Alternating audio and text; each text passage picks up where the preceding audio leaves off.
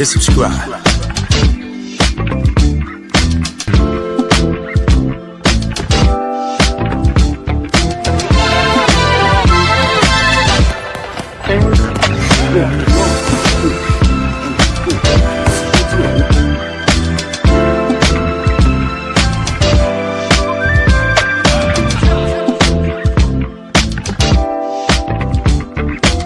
Subscribe to my guy, Uncle D. Tell him Big Bad sent you. Spurling. I'm an attorney here in Houston, Texas. An advocate for black men, largely because I am a black man. I'm a black father. I have black sons. Hey, man, I do what I do.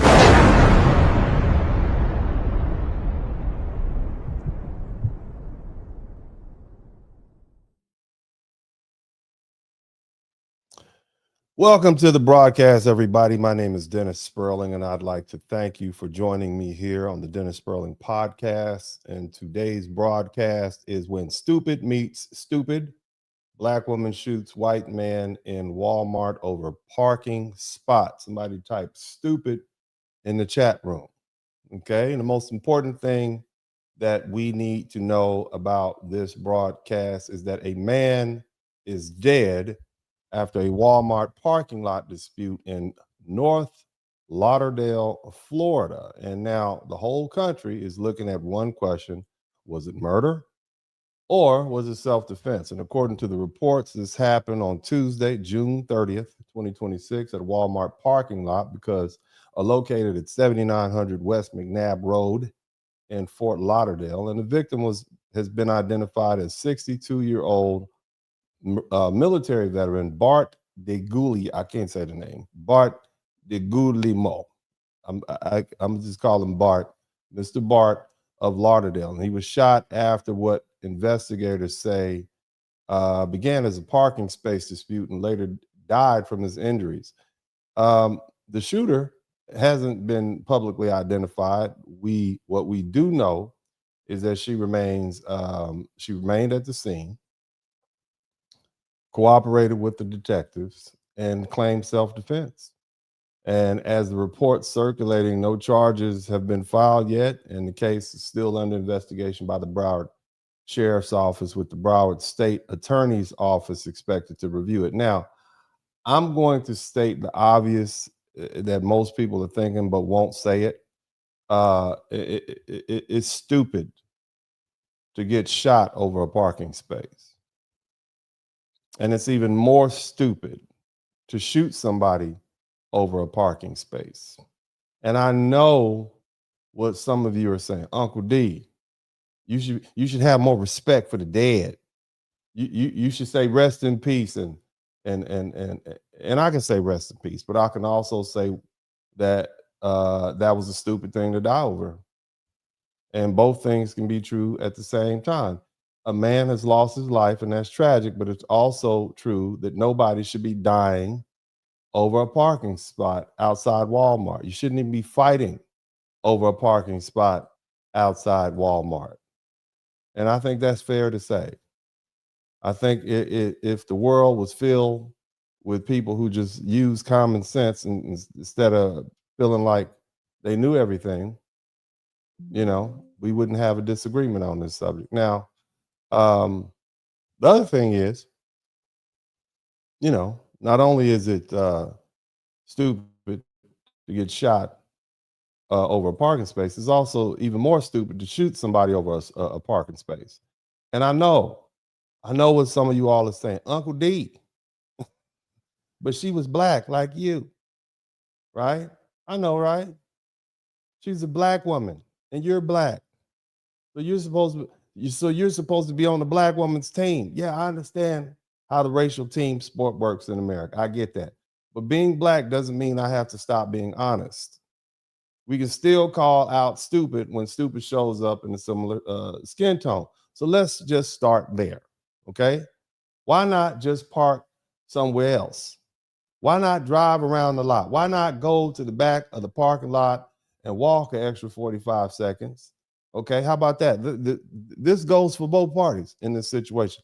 You're not fighting over a parking space, okay? Because that's what you're doing. You're fighting over a parking space. A man is dead, and the future of this woman's life is in the hands of a local prosecutor whose decision to charge her with murder and seek a life sentence depends on how he feels on that day. You see? There's plenty of other stuff in the world to fight over. Even most of that, is let's fight over something else more meaningful, okay? But fighting over a parking space is not something I think it's beneath me. And you all should think it's beneath you either. It's a little piece of pavement outside of Walmart. That's stupid.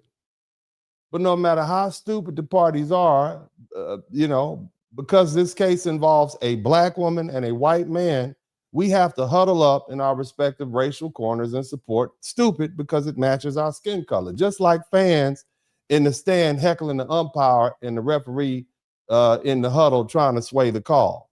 We got people yelling murder. We got people yelling stand your ground. People pretending that they already know the legal answer before the investigation is finished. But really, at the root of it, this is about where stupid meets stupid on a hot summer day in Florida. Look, one of the first lessons I learned as a baby lawyer practicing law in New Orleans, Louisiana, came from a case I had in city court. It was around 2003, 2004. I was appearing in front of an old school white Italian judge. His name is Judge Charles Imbernoni.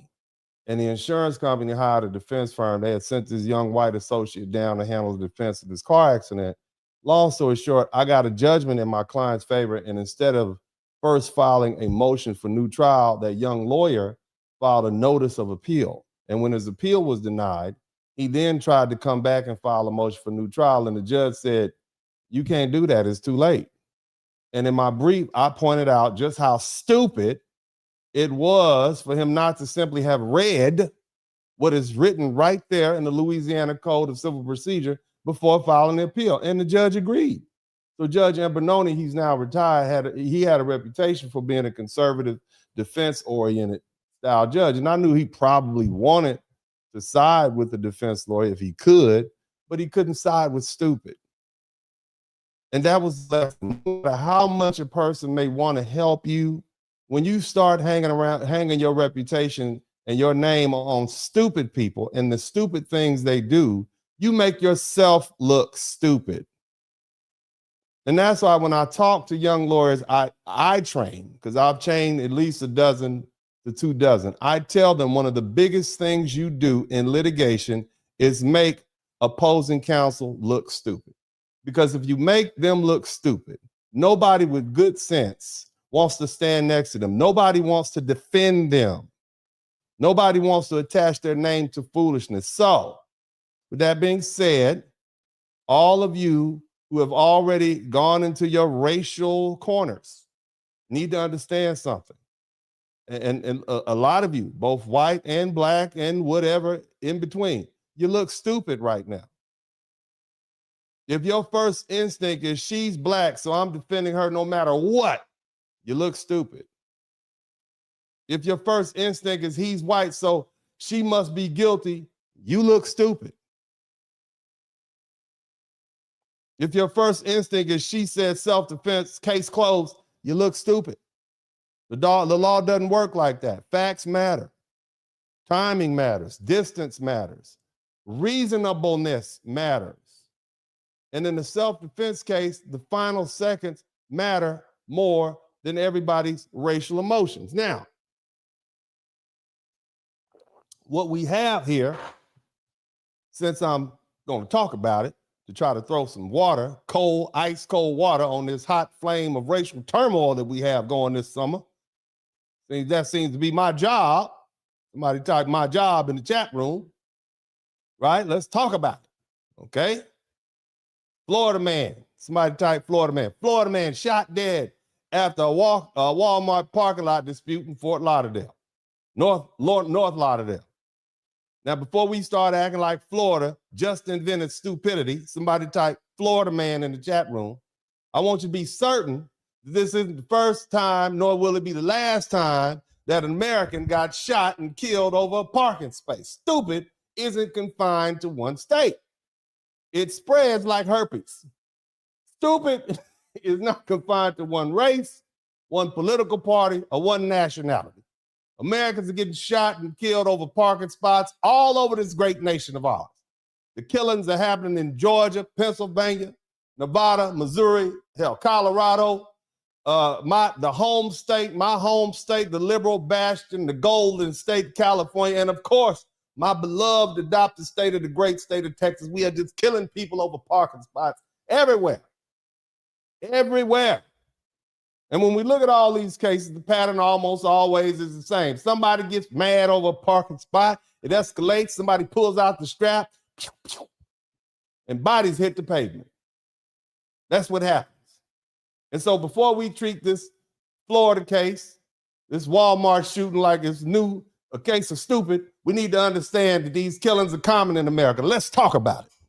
On Sunday, January 4th, 2026, at 4 p.m., a dad of 3 was shot and killed in a Target parking lot. Somebody typed Target in the chat room, allegedly over a parking spot. This gentleman's name was Matthew Trayvon in Savannah, Georgia, and the shooting happened in the parking lot of Target at 14,000 block of Abercorn Street in Savannah. It was described, Mr. Matthew was shot after the officials described as an argument over his parking space. He was shot by another man, Tyler Edward Lynn, 30 years old, who was arrested and charged with murder and aggravated assault. On Wednesday, June 10th, 2026, it's somewhere between 7:20 and 7:23, a father of 7, all them kids, 7 kids shot and killed in a fight over a parking spot in Germantown, okay? The family says. This was Jerry Fulton in Germantown, Philadelphia, Pennsylvania. The shooting happened at the 6100 block of Magnolia Street in Germantown in North Philly. And Jerry Fulton, 52, a father of 7, was shot and killed after what his family said was an argument over a parking spot. He was shot by 26-year-old Nico Nichols, who was charged with murder and possession of instrument of crime and reckless endangerment of another person. On June 10th. That's when it happened. This is not very long ago. On April 27, 2025 at 9:15, a father of 2 former U.S. military allied for Afghanistan, he was shot over a parking spot in his Texas apartment complex, and his alleged shooter remains free. Shout out to Gen Z Warrior. This gentleman's name was Abdul Rahman Waziri, okay?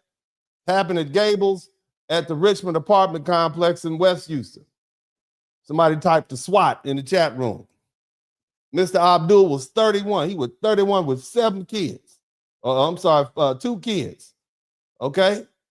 Shot over a parking spot. He was shot by somebody named, allegedly, somebody named Katia Trayvon Martin, 31. Who was indicted for murder after initially being released while the investigation was continued. Oh, you understand? Shooting, killing. Shout out to Edward. Another one. Y'all still listening? Look. On Tuesday, June 18, 2024, another Philadelphia man visiting his girlfriend shot after alleged dispute over a parking space. Just look, stupid. Just stupid. The neighbor said that. The neighbor said, this is just stupid.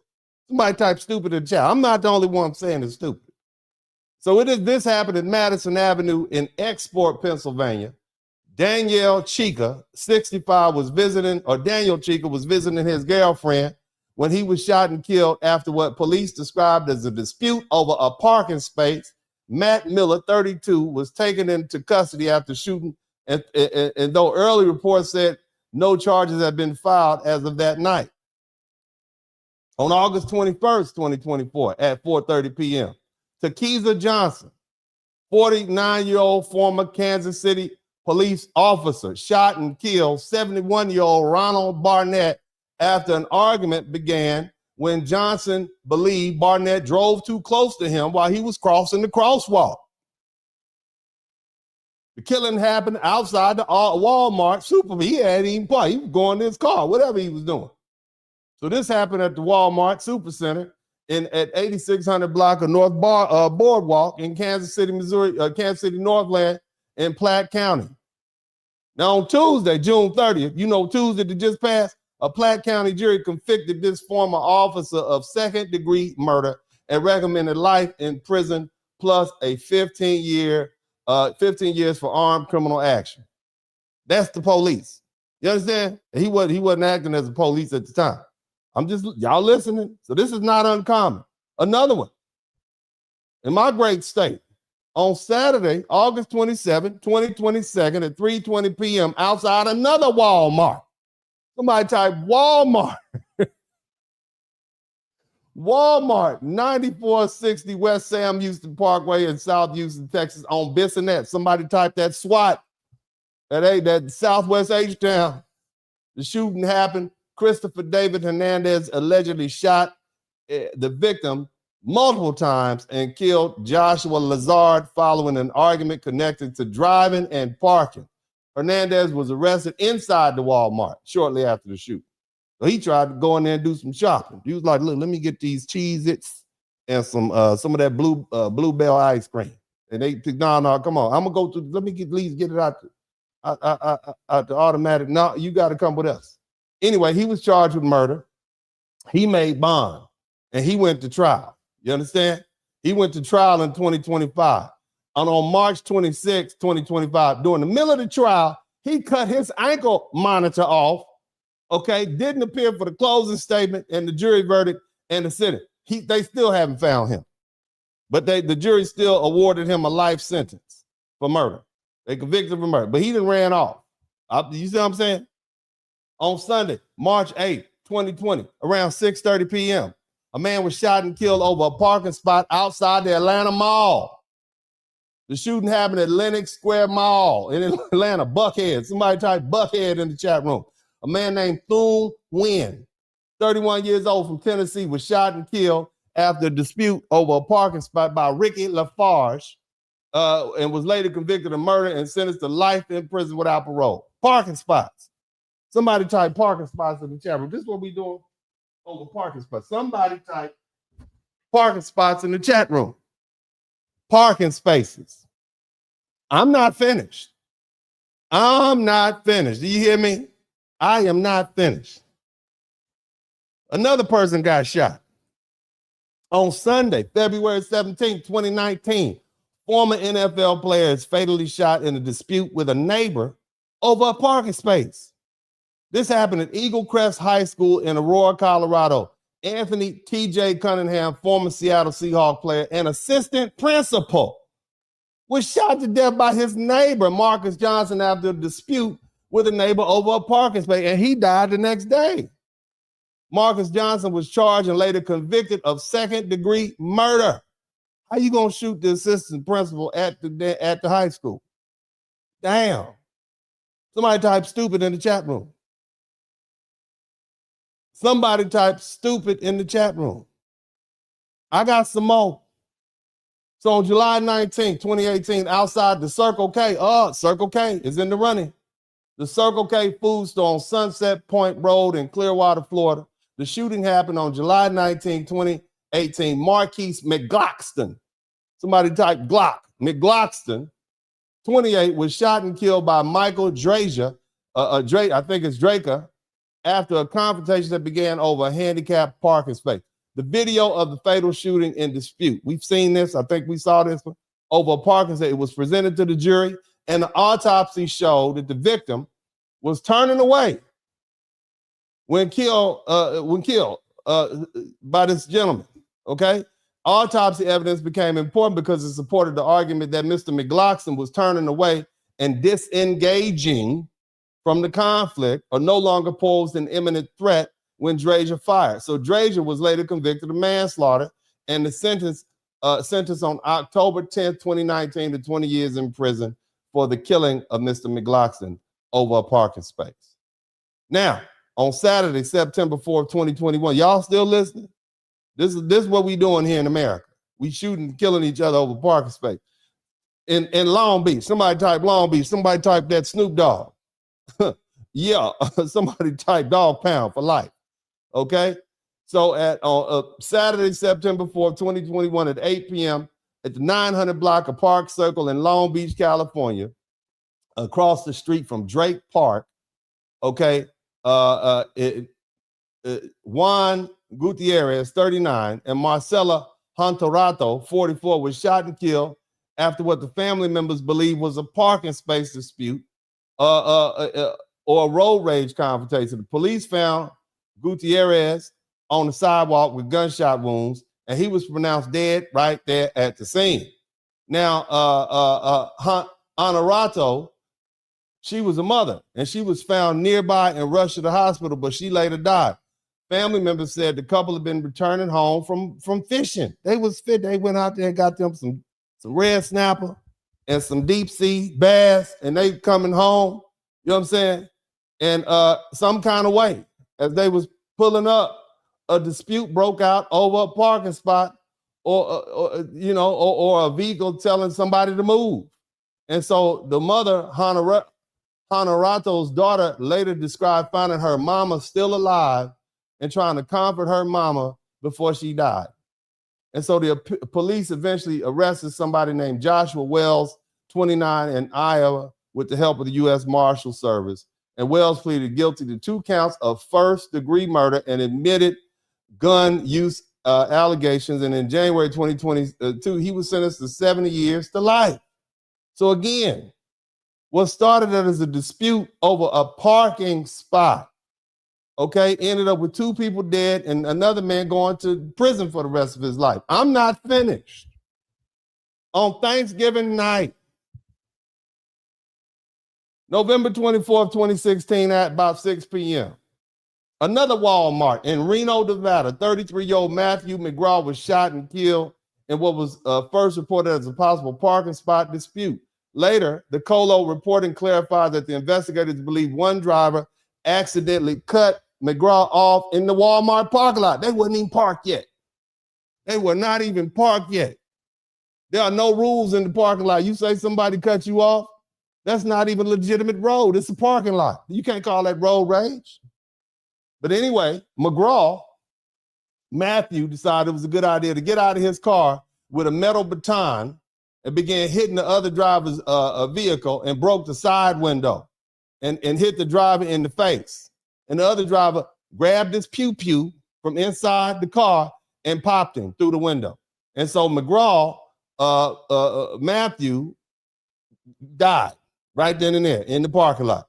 And police said the shooter was cooperating. He was a licensed carry, and so no charges, okay? And so because the facts appeared to support self-defense. So again, it's another example of how quickly stupid parking lot disputes can turn deadly. But it also shows the difference between shooting a shooting that looks like anger and a shooting that may actually fit self-defense. Now, nevertheless, these are still, if you're listening, these are still 11 parking spot killings with 12 people smoked. Okay, somebody type smoked in the chat room. So this North Lauderdale Walmart shooting isn't happening in a vacuum. We got cases of stupid showing up everywhere across America, irrespective of race, age, creed, color, or religion. Somebody gets angry over parking space and somebody dies. All right, welcome to America.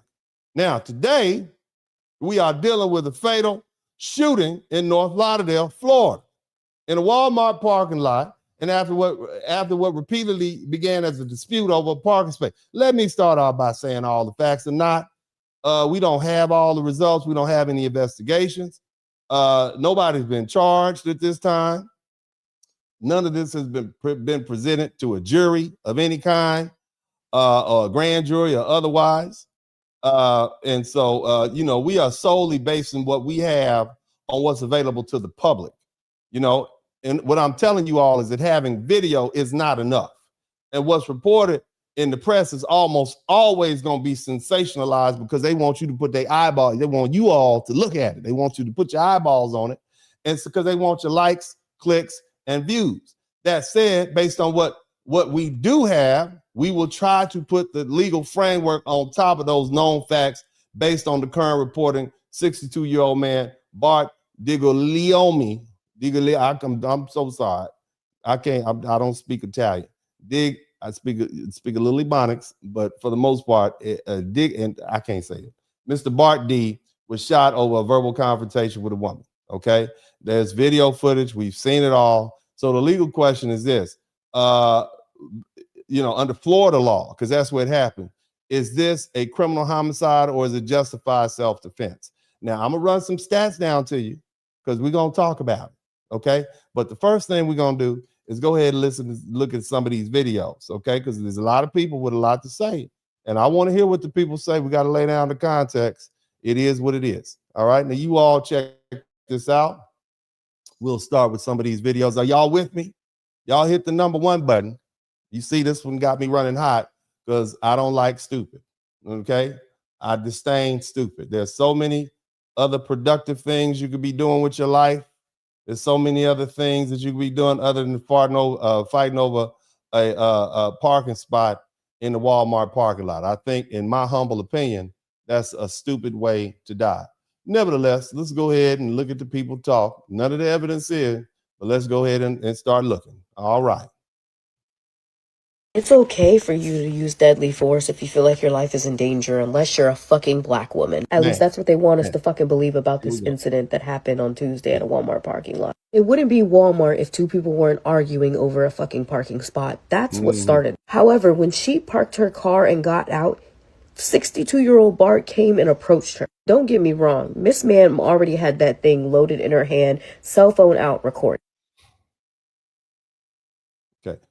I don't necessarily want to show all these different little shootings. I'm gonna do my best to pass up, but we'll keep listening to the people. But you see this lady, everybody's in their racial corners. I get it. I understand. Okay. But at some point, you got to recognize that race is like the weather. It's always going to be there. So you got to try to figure out what's related to this weather and what's not. And in this particular situation, we have video footage. I'm sure there are multiple witnesses and the case is still going on. So let's not just jump to it.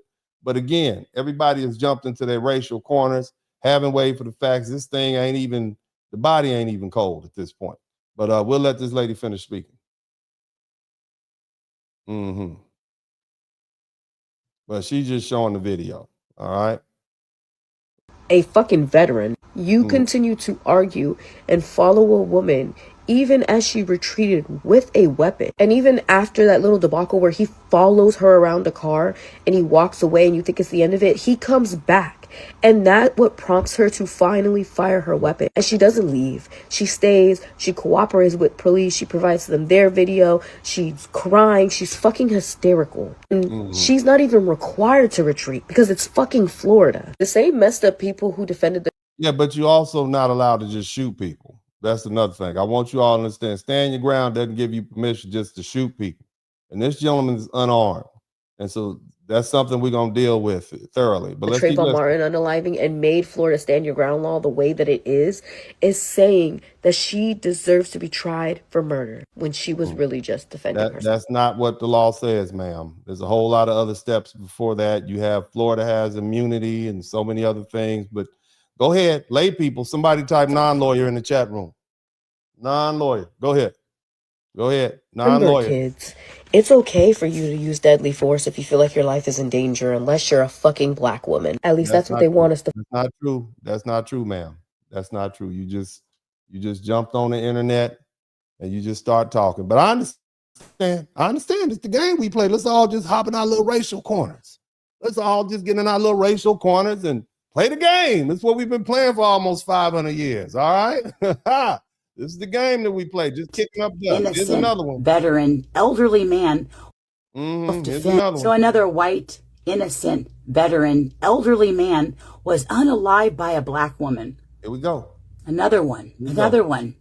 What's the crime, you say? Baby, how many of them were there? And what are you talking about? Another, you don't know what's going on. You just saw the video like the rest of us. You don't even know what's going on. You just jumped on your racial team, just like the little chubby black girl. Now you just jumped on your little racial team. Don't have any facts. And unfortunately, people listen to this. They start picking sides. And now we got tension. Okay? We got tension in the community. All right? There's too many guns in America for us to be getting mad at each other every week. Somebody gonna get hurt. Y'all need to calm down. Somebody type calm down.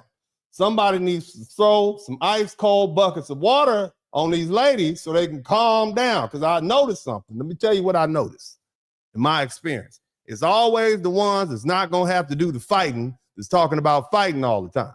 You understand what I'm saying? It's always the ones that look like they're going to duck and run when the bullets get to flying and the fists get thrown. It's the ones that actually have to fight that want people to calm down because they know they're the ones who's going to actually have to get out there and sacrifice their lives and risk their life. I'm just saying that's just something I'm pointing out. Y'all can take it how you want to, but let's go ahead and listen to this lady. What did this white man do to deserve this? Oh, he walked up to her. Oh, no, he was unarmed. No, he wasn't raising his hands at her. No. Yeah, baby, but he walked up to her, okay? And they didn't know each other. And you failed to mention the fact that she was pointing a gun at him when she was walking up. Somebody typed crazy in the chat room. Maybe it's stupid, maybe it's crazy, or both. You don't walk up with somebody who's pointing a gun at you. I want you all to use your common sense. You do not ever in your life walk up on somebody that's holding a gun to you.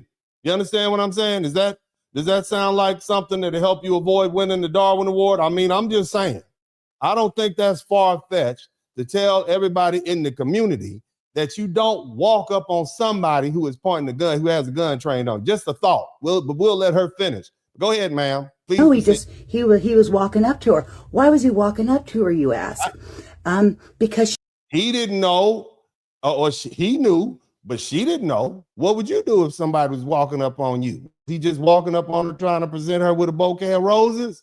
Or did they just have an ongoing 30-second altercation in the fight? I'm just saying, because my understanding that he parked his car in front of her, tried to block her. She parked, and then he parked and went down, had a cigarette. She went into Walmart, came back out the Walmart, and he was looking for her.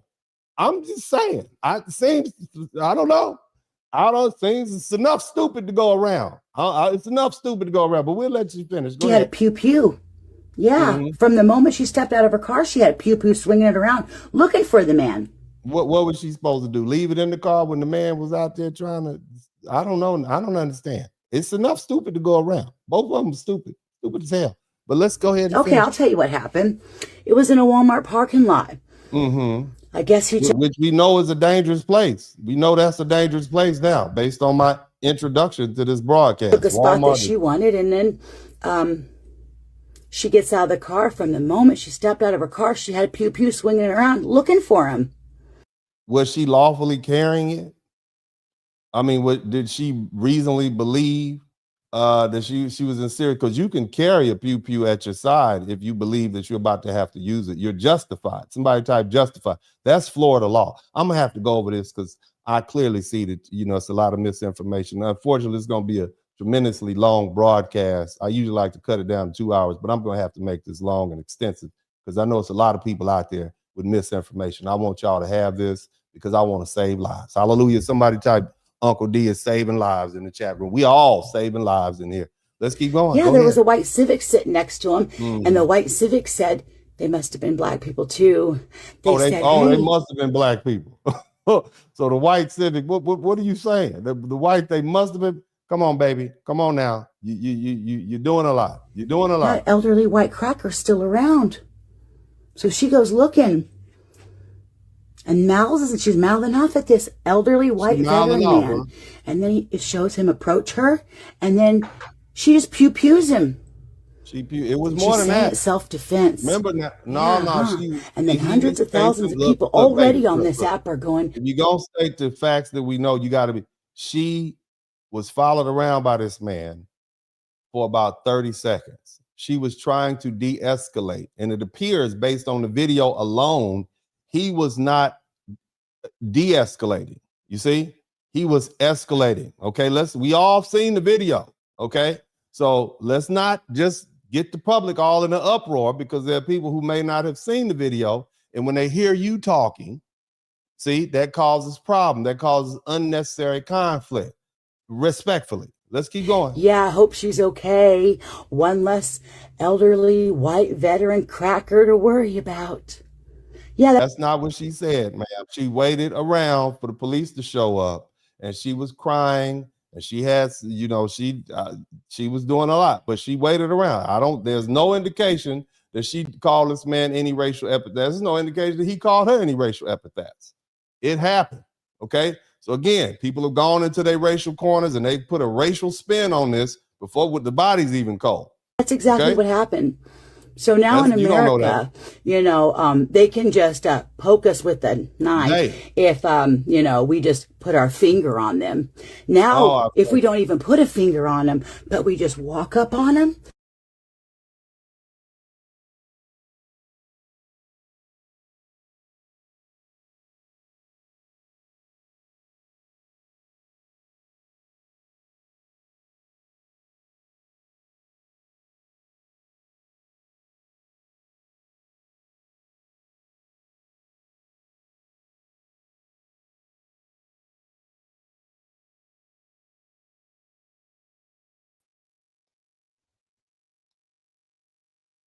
Yeah, it seems like that lady was missing some facts to me. That's what it seems like. It seems like she was just saying the things that putting forth a narrative that sound convenient for her position. But nevertheless, let's go ahead and bring up another video. And again, these are the type of things that we need to deal with. We need to throw some cold water on this real quick so we can enjoy our summer. All right. So we're going to fill this full of facts. Y'all hit the #1 button. Make sure you subscribe to the channel. Let's move on to see what the official report has to say.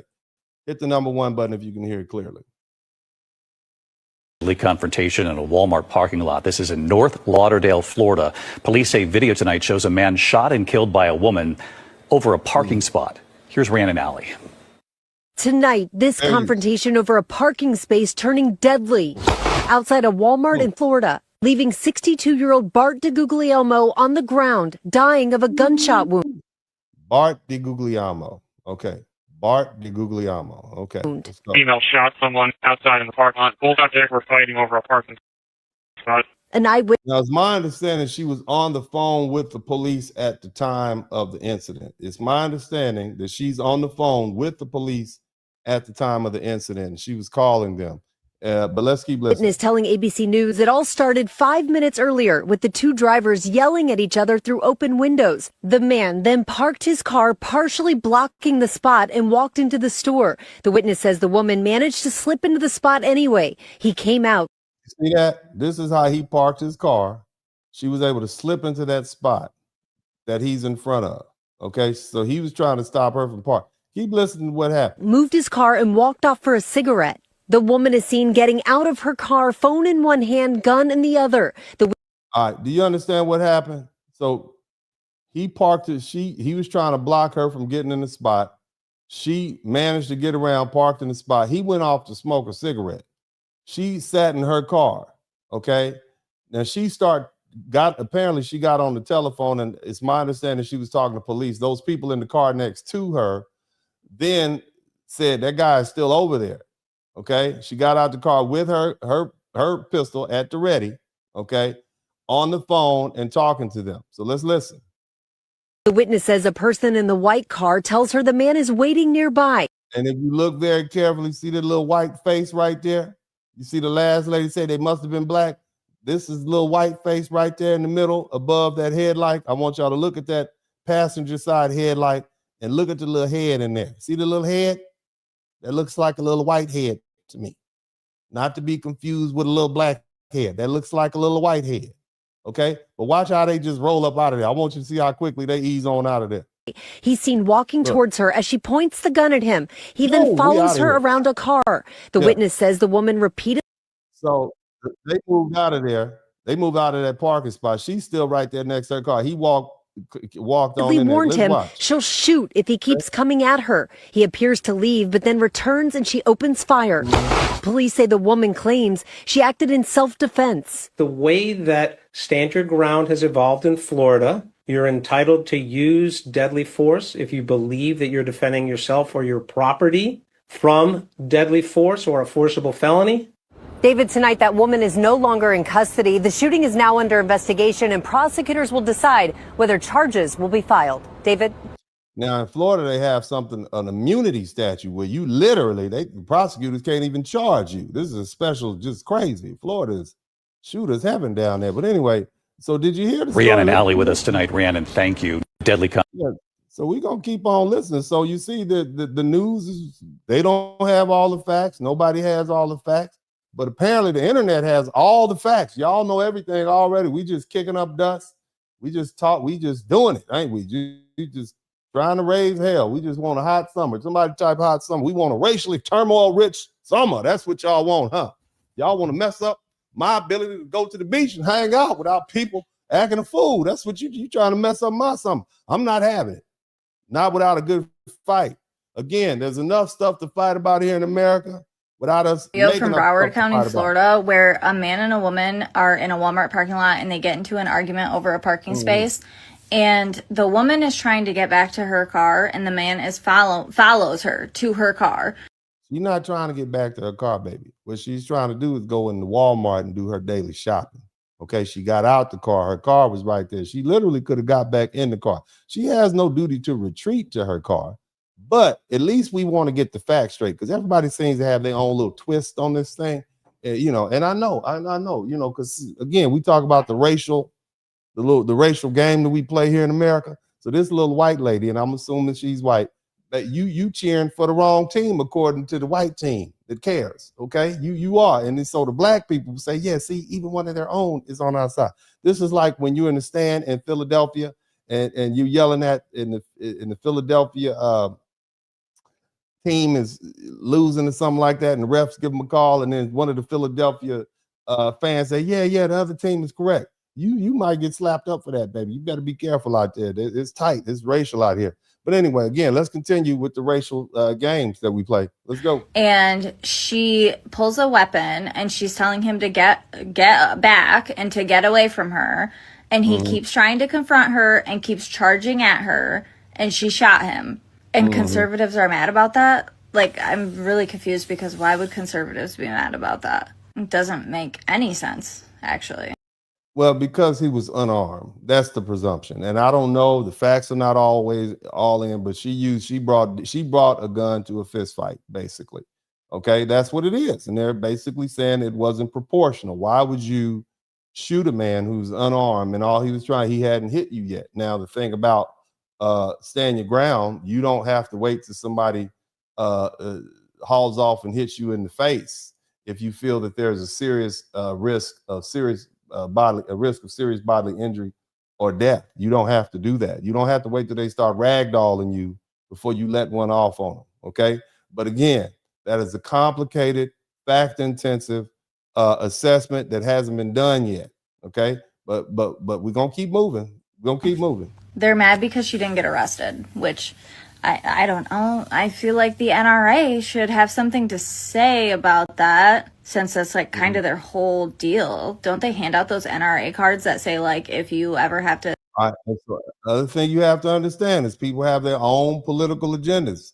This is an opportunity to pick a fight with the people that you don't like politically. That's what we also see happening too. Everybody is benefiting off this racial turmoil because it's getting a lot of attention. Black woman shoots white man. Everybody who has a political agenda is jumping in. Okay, so let's just keep it. This is what we do. Let's keep going. To shoot someone in self-defense, call this number. Okay. Well, thank you very much, Miss. I appreciate you. Let's move on to the next person that's kicking up dust. Let's see who else we got here. We have another video, and we'll take a look at it. I hope YouTube doesn't demonetize this. I'm doing my very best to keep it moving and try to put all of the most tragic stuff aside, because we don't want to see that. But let's keep going. Yeah,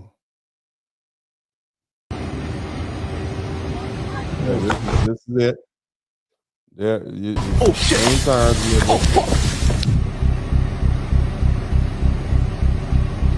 So she gets out the car. She got the pistol in her right hand. Buddy walks over. Right. The car gets out of there. That car gets out of there. She starts backing up. Him raising his hand. He's still walking forward. She's pointing at him. Looks aggressive. Pointing. She goes around the other car to the right. He follows her around the other car to the right. This went on for about 30 seconds. Just to be clear. comes back around. He's still following her. It looks like he's going away. And then Mr. Bart still has the pistol train on him. He turns around and comes back. And now he runs up on him. He runs up and lets one go in the belly. Okay? So that's pretty much it. Then she calls, I guess she calls 911. I'm not sure she's calling. Maybe she's calling 911. I'm not sure. That's it. Okay? Police immediately put her in custody for police safety. That looks like a Broward County sheriff to me. But that's pretty much it. Now, again, we got more people making comments, so let's keep listening. I'm not going to listen to all the videos made, but I want to lay the foundation so we all are on the same page as to what's going on. All right, here's another. And the use of force or violence in a situation until that force. White men clearly understand the use of force or violence in a situation until that force or violence is directed at them. People are saying that this assumption, there's a presumption that only white people or white men are the only ones that are not don't have a side favorable to the shooter, and that's not true. Have we taken a poll? Or are we just throwing out there because that's all part of the racial game? Again, I sit on this broadcast and I talk about systematic racism, interpersonal racism. I do that all the time. I have it dissected. Okay, but what I'm trying to explain to you all, shout out to Black Sands, is that racism is like the weather. It's not going anywhere. Okay, so if it's always a reason why you can blame the weather, whether it's too hot, too cold, too wet. Even if it's a perfect sunny day, it's just too much cloud cover. It's too much sun. There's always a reason to blame racism. But see, to me, that is lazy intellectually. You understand what I'm saying, family? I want y'all to listen to me. It's lazy just to blame race on everything. Maybe these were two stupid people who were having a bad day on a hot day in Florida. Can we just think about that? Tempers flared, stupid happened, bad decisions were made. Now somebody's dead and somebody else get put in handcuffs. Can we just say that? I mean, I know the obvious is it's a black woman and a white man. But how about the fact that they were just both from Florida? Let's just start with that. How about the fact that they were both assholes? I bet if we polled these people who knew them, they said, yeah, she's a jerk, and he was a jerk too. Maybe.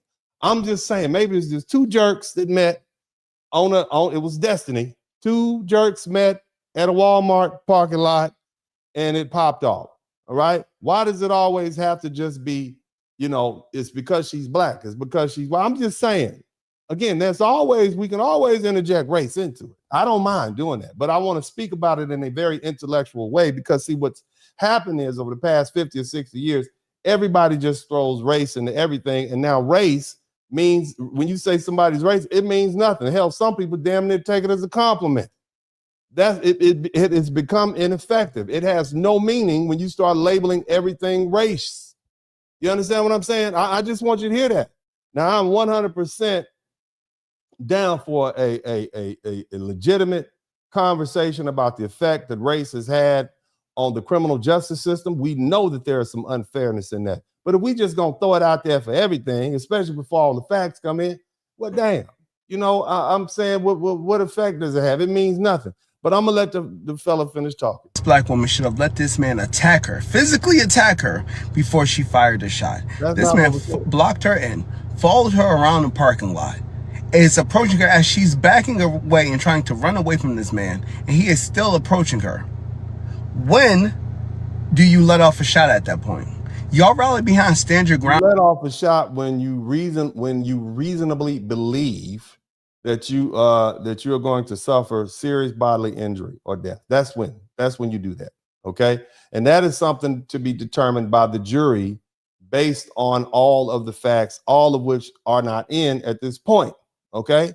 I'm just saying, hypothetically, what if we learned that these two people knew each other and had a pre-existing encounter somewhere? You that same bitch from the Circle K. What if we learn that? Would that change your fact pattern? I'm just saying, right? So because we just jump into race, you don't even get a chance to even hear all the facts. I'm not saying that. I don't know. Okay, but what if we learn something different? What if you say, hey, you know what? You the one that stole my goddamn car 3 years ago, or such and such. We used to live next to each other. You sold me some bad weed. I had me tripping in the hospital for 3 weeks. I'm just saying, we don't know anything. So that's why you all need to calm down. Somebody type calm down in the chat room. Ground law so much until that stand your ground law is used on you. So in the North Lauderdale Walmart parking lot, there was a dispute over a parking spot. Now, I don't want anybody to lose their life over a parking spot, but this is one of those situations that just got blown out of proportion. So in the videos, you can see a 62-year-old white man approaching this black woman who is unidentified, and in an aggressive manner as she's backing away and saying, "Back away, leave me alone." She then fires a shot. Now they're automatically painting him as such an outstanding citizen and such a wonderful person already in the media. And the right-wing conservatives are already on top of this, calling for her arrest. She was not arrested. They're currently doing an investigation. I will follow up with the case and report more on it. Thank you, sir. Appreciate it. I appreciate it. Hey, thank you so much. Let's keep going. Let's keep looking. Let's look at the other side. We want to let the other side come in and chime in and say something. Matter of fact, I got a hot one for you. I want y'all to, well, let me see what else we got here. Y'all hit the number 1 button. Okay, hit the number 1 button if you can hear everything clearly. Okay, let's keep pushing.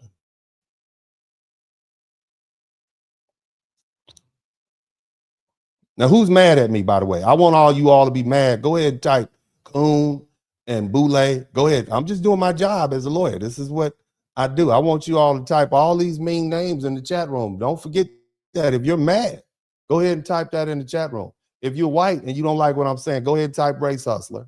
And if you're black, go ahead and type coon in the chat room. Boule. I want you to do all that. I like having all y'all mad at the same time. See what type of unity I'm able to create? When you got the right-wing racists and the pro-black blackity blacks mad at you at the same time on the same damn live stream, you doing it big out here in these streets, baby. Who else's a chat room can you have people call you a race hustler and a boule house Negro at the same time, baby? Two of the greatest at the same place at the same damn time. Yeah, let's keep going, baby. Let's keep it popping, baby. Everybody mad. All I'm saying is, it's your boy Trag up here. You hoes, stop walking up on people. Now I think Florida, isn't that that's a stand your ground. That's true. You don't need to walk up on people. You don't need to walk up Brown state. Now let's see where they acquit this sister. I think she shot him in the stomach. He could have just simply went home. He wanted to keep pursuing her, walking up on her. She could have drove home. She could have just not took the parking space. If he blocking the damn, if he wanted it that bad, I'm saying, if he wanted the damn parking spot, why would you park your car and get out when you know it's somebody mad at you in the parking lot? You can come back with a brick in your window. They could put all your tires on flat. You understand what I'm saying? Like, why would, that's like you at the restaurant and you say something crazy to the waiter. You better get up and leave. You're going to have some feces or spit or pee in your food. Why would you do that? You understand? Sometimes it's best just to walk away, or in this case, drive away. I'm just saying, okay, and I know it's some of you all out there begging to be the first runner-up in Darwin Awards, so you do stupid things and you think stupidly, but your desire to stay alive should say, I just made an enemy. I don't even know this person. Why don't I just go somewhere else? I'm just saying, let's think about it. Maybe your survival skills aren't up to par, but I done been in enough fights. I done had enough people pull guns on me that I realized you really don't want to be around people that don't like you like that. You understand what I'm saying? If you find somebody having a bad day, don't let them make you have a bad day where you got to do something like put a hole in them. You understand? If he was that serious about the parking space, family, just think about it. If somebody pulling up in their car trying to stop you from getting in the damn parking space that neither one of y'all own, why would you want to be around that type of conflict? This is not about you protecting your child. This is not about you protecting your family, your house. It's a parking space. You don't even own it. Walmart is owned by a multi-billion-dollar corporation. All they're going to do is sweep up the blood at night, and you're going to be forgotten. You can't even put a monument out there for yourself. Just think about that. Somebody type stupid in the chat room. Somebody type stupid in the chat room. Now, folks have mixed feelings about this, but again, you don't know who you're dealing with out here, and it's over You really don't. over parking space. You think I'm about to die over parking space in 100-degree weather? Hell no. Better yet alone any weather. Now he dead and gone. Do y'all really care? Let's talk about it. It's true. That's not a handsome way to leave this world. Okay, that is not a productive way to leave this world. I'm just saying. Okay, in my humble opinion, I think there are more. I'd personally like to die as a granddaddy or great granddaddy, surrounded by my children and grandchildren and great grandchildren, pat me on the head, talking about, "Hey, Papa, it's gonna be okay." That's how I want to go out. You know what I'm saying? Hopefully, with a plate of catfish. You know what I'm saying? And holding my wife's hand. That's what I like to do. Not in a dirty North Lauderdale parking lot arguing over parking space. Here lies granddaddy, died over a parking space. That ain't cool. And on the flip side, you got this woman for the next year and a half, 2 years. You don't know what the DA is going to do. What's the statute of limitations on murder? There's no statute of limitations on murder. They can get you now 50 years from now. It depends on the political pressure. Let's keep listening. With the video, the victim with the gray shirt, the woman with the gun. There is a standoff, and then the shooting. You can hear it. Now this is his daughter. Apparently, I don't know why they would get this girl on TV. That's horrible. But this is his daughter, and my sympathies go to the family. Okay, irrespective of what I think about the two people involved in this. I'm definitely sympathetic to the family. This is horrible. Okay, but let's listen to the little lady. Why are they interviewing his daughter? Why? A daughter in tears. Amanda lost her 62-year-old father, Bart, shot in the stomach in a Walmart parking lot in North Lauderdale. I just don't think any. Yeah, I don't want to see that. I don't want to see that. We don't want to see that, but we see it happening. Okay. He's a Marine. This guy was a military veteran. You know, this man went all the way to Afghanistan, fought for our country, multiple tours of duty, and this is how he dies. I mean, it's a tragedy on many different levels. You understand? Bart served in the military. There are no charges in this case at this point. Amanda says she was estranged from her dad for many years.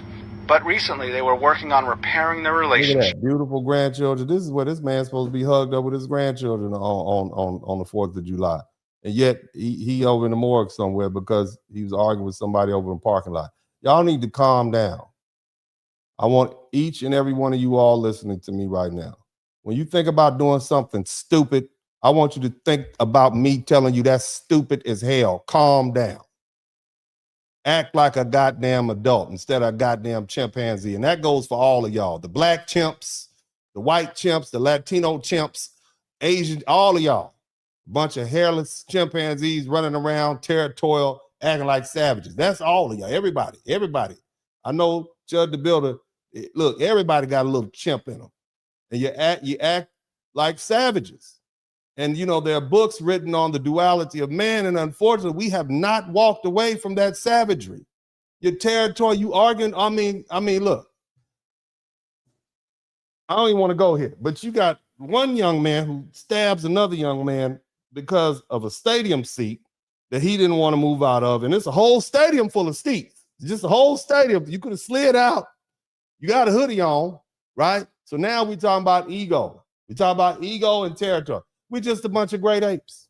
That's all we are. And this further demonstrates just how little we have evolved over the past 10,000, 20,000 years. But let's move on to the next one. Let's move on to the next one in the chat room. Hallelujah. Y'all done got me. Y'all got me a little hot and bothered just because this is just silly. There's so many other things we can be doing. It's just silly. Let's keep listening. Well, let's see if the race hustlers come out for this one. Out of Florida, a black woman unalived a 62-year-old white man who just so happened to be a U.S. veteran. They got to arguing over a parking spot. Now, y'all know how that road rage get now. People go crazy about them parking spots. But peep this, right? The dude walks up to her car, She hops out with the gun. She tells him several times, get away from me, get away from me. He's still walking up to her. She done literally walk behind other cars. He's still following her. And eventually, pow, popped his ass, shot him one time. He on the ground clutching his stomach. He gets to the hospital where he loses his life. Now, in the Carmelo Anthony case, y'all kept claiming black folks can't claim self-defense if they kill a white person. What she did, she's literally out walking free right now. She hasn't been charged with anything, and she's claiming self. But it's not over yet, sir. It's not over. I hear what you're saying, but it's not over yet. Okay. If you guys remember George Zimmerman? They didn't actually charge George Zimmerman until there was a whole lot of political pressure. Okay. Then they end up charging. Y'all remember that part? They didn't charge him immediately because they assessed it. They said this falls within stand your ground immunity, but they charged him anyway because there was a lot of political pressure. You don't know what's going to happen. Just because they didn't put her in handcuffs and take her down to the Broward County jail doesn't mean they won't do it. Just let's keep listening. Let's keep on listening. Defense. And if you look at the footage, it's clear as day. It's self-defense. Florida is a stand your ground state. Yeah, the footage is there, but what about the witnesses? What happened?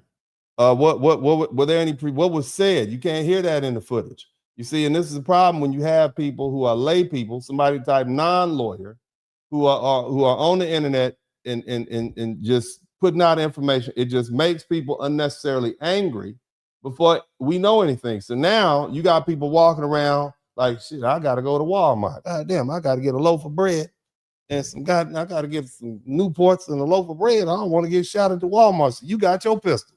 You walking through the Walmart like, yeah, we got to go out to the parking lot. It's dangerous. Get some mace, a pistol, a 6-inch knife. You know what I'm saying? And you put people on edge like that. You don't want to do that in an environment where you got 400 million guns in the United States. We have more guns in the United States than people. So we don't want to live like that, okay?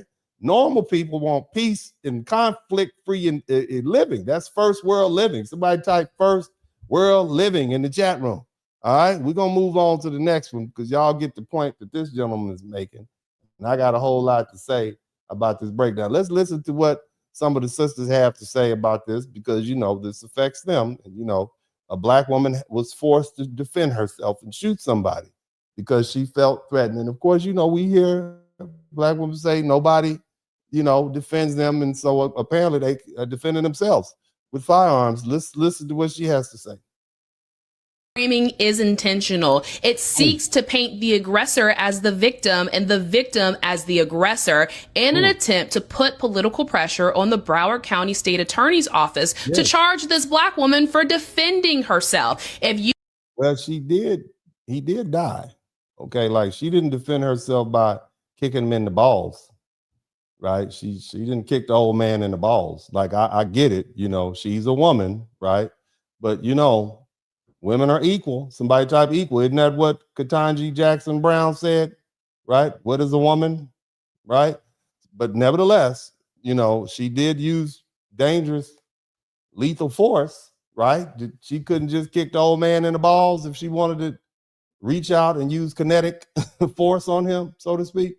But either way, I'm going to let you speak. I'm going to go ahead and let you speak. But a man is dead, and we should take that very seriously here in America. I'm just saying. You just looked at this headline. You would have no idea that there is a video showing this man, a 62-year-old Army veteran, okay, charging after this woman and this woman retreating. You would see her, gun in hand, still retreating, trying to get him to stop chasing after her. She goes around multiple different vehicles to try to get away. And keep in mind, in the state of Florida, a stand your ground state. Now, again, I know what she did on the video. I know what she did. But what was this about anyway? Was he trying to kidnap a grandchild or something like that? Or was this about a parking space? Okay, because again, this whole thing could have been avoided if she had just not parked in the parking space. I'm just saying. Let's just throw that out there. Huh? Let's just throw out the fact that, you know, he tried to block the parking space, or maybe he was trying to enter the parking space and she swooped in and took it. And he went over to smoke a cigarette and calm down. Maybe she should have said, you know what? It's a whole goddamn acre full of parking spaces here in Walmart. Let me go find another one. I'll walk that extra 52 seconds to the Walmart entry. all I need is, the 4th of July is coming up, and I need to get some yams and some butter and some brown sugar and some pet milk to make this sweet potato pie. But I don't have to park in this parking spot just so I can enter into the Walmart. Why are we fighting over this particular parking spot? Somebody typed stupid in the chat room. All right. All this could have been avoided. Okay. So I get it. He was, moving rapidly after her around the car. But again, this whole thing could be avoided. These are two grown-ups. These are two fully functional, thoughtful grown-ups. They both have driver's license. Okay. I get it. Okay. But let's just not lose track of that. I'm just saying, somebody type calm down in the chat room. Let's hit the number 1 button and keep it popping. You have no duty to retreat from an imminent threat. And if you're charging at someone aggressively over a parking space, who knows what you're going to do? I don't understand what we're saying here. And then, what we're saying is a man was shot dead in a major American city, and we need to do something about that. Clearly something went wrong. Okay. That's clearly what the issue is. Okay. And so we're not just going to ignore that. Okay, because she was a black woman, whether she was a alien, a woman with a wooden leg and a kickstand, whether she was I don't know whether she could fly through the air and stand on her head. We still have a dead man, and we want to deal with that because that's what we do in civilized societies. I'm just throw that out there, but let's keep on listening. News outlets did have his daughter, and of course, any loss of life is sad. It is horrible. And the daughter was crying, and the daughter was upset. And then they go on to say that the daughter was estranged from the father for quite some time, but they did not give a reason for the estrangement. It ain't none of your business. Why? That has nothing to do with the moment at which this man was shot. That's what I need you to understand. It has nothing to do with the moment in which this man was shot and killed. That's the only thing we want to focus on. So here we go. It's the same thing white people do. You want to disparage the victim to try to make it seem like the shooter had a duty or this person was bad. I get it. We do it in the law all the time. You make the other guy out to be somebody who deserved it. That's how you win a murder case. This person deserved. That's what you're trying to do. But it has nothing to do with the moment at which this man or this woman decided to discharge her firearm and shoot this man. That has nothing to do with that. So I get it, but this is what the public does. This is what we do. Somebody type calm down. Big shout out to Black Sands again. Understand when the New York Post reports stuff like this, they are trying to rile up a base of people to put political pressure on the state attorney's office to charge this woman for a crime that is not a crime. It is not a crime to that's exactly what they do. That's exactly what they do. That's what I said at the beginning of the broadcast. And you all fall for it because you like playing this racial ball game that we've been playing in this country for the last 300, 400, 500 years. That's what we do. It's our sport. It's our national pastime, and no one can convince me otherwise. This is what we like to. Black people like to do it. White people like to do it. We got names and rules and everything. It's what we do. Let's keep listening to the little lady speak.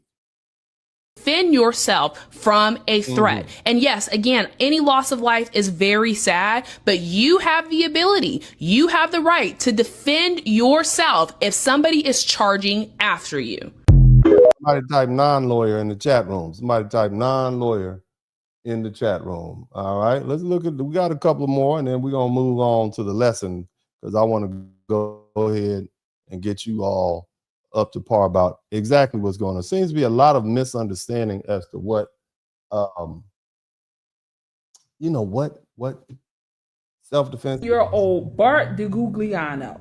Bart is no longer among the land of the living because of a tragic case of FAFO and how a split-second decision cost him his life. Let's talk about it. Now, my OG followers already know. If you see me looking down, I'm looking at my notes. If you're not following the Black Zest Society, please make sure to do so. This is a space in which pop culture money and real life meet. And we all know that nothing good goes down in a Walmart parking lot, especially a Walmart parking lot in Florida. But I digress. Somebody type non-lawyer in the chat. Yesterday, Bart and another woman got into a dispute over a parking space. Now, videos of this dispute are floating around online, and you see the woman in the video have a pew-pew in her hand. You know I can't say the word on here. She is continually telling Bart to walk away. She's on the phone. She has the pew-pew in her hand. She is backing up as Bart continues to walk towards her. Bart goes as far as to follow the woman around the car. You cannot hear what he's saying, but it appears like he is saying something to her, and she is saying, walk away, walk away. Okay, so you can hear what he's saying. You can't hear what he's saying, but you can hear that she's saying, walk away, walk away.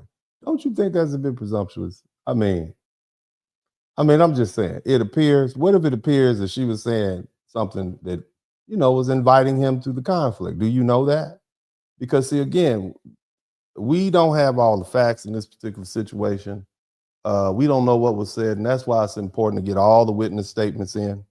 It's important to have all this information. Again, we live in a racially charged society, and it creates conflict. Okay, I'm just saying it creates issues, especially when people are reckless with their words. Everybody shouldn't have access to the internet. Everybody's voice is not equal. And one thing you'll realize is I don't listen to everybody. I've learned that a long time ago. Some people are just not worthy of my attention. I typically am mindful of the people that I listen to, and largely because of reasons like this. It's like having a mosquito buzzing around your ear. Some of that stuff is just annoying. And when you get to a certain age, you just start realizing most people have their own agendas and itineraries, okay? And they oftentimes want to sway you in a direction. All I want you all to do is calm down. That's what I want you to all. I want you to assess the facts. I want you to wait till we have accurate facts so we don't go doing things that we would cause other people to suffer the consequences because they listened to this, got turned up, and decided to go do something else stupid. Because again, stupid is catchy. Okay, stupid gets passed around like herpes. Okay, I'm sorry, I apologize. But some of y'all got it. You know what I'm talking about. It get passed around here easy. You see stupid over here, and stupid looks appealing, and you just go with the stupid.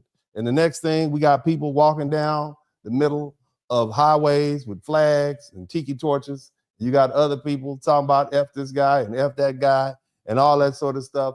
And then guess what? Our country starts looking like Somalia.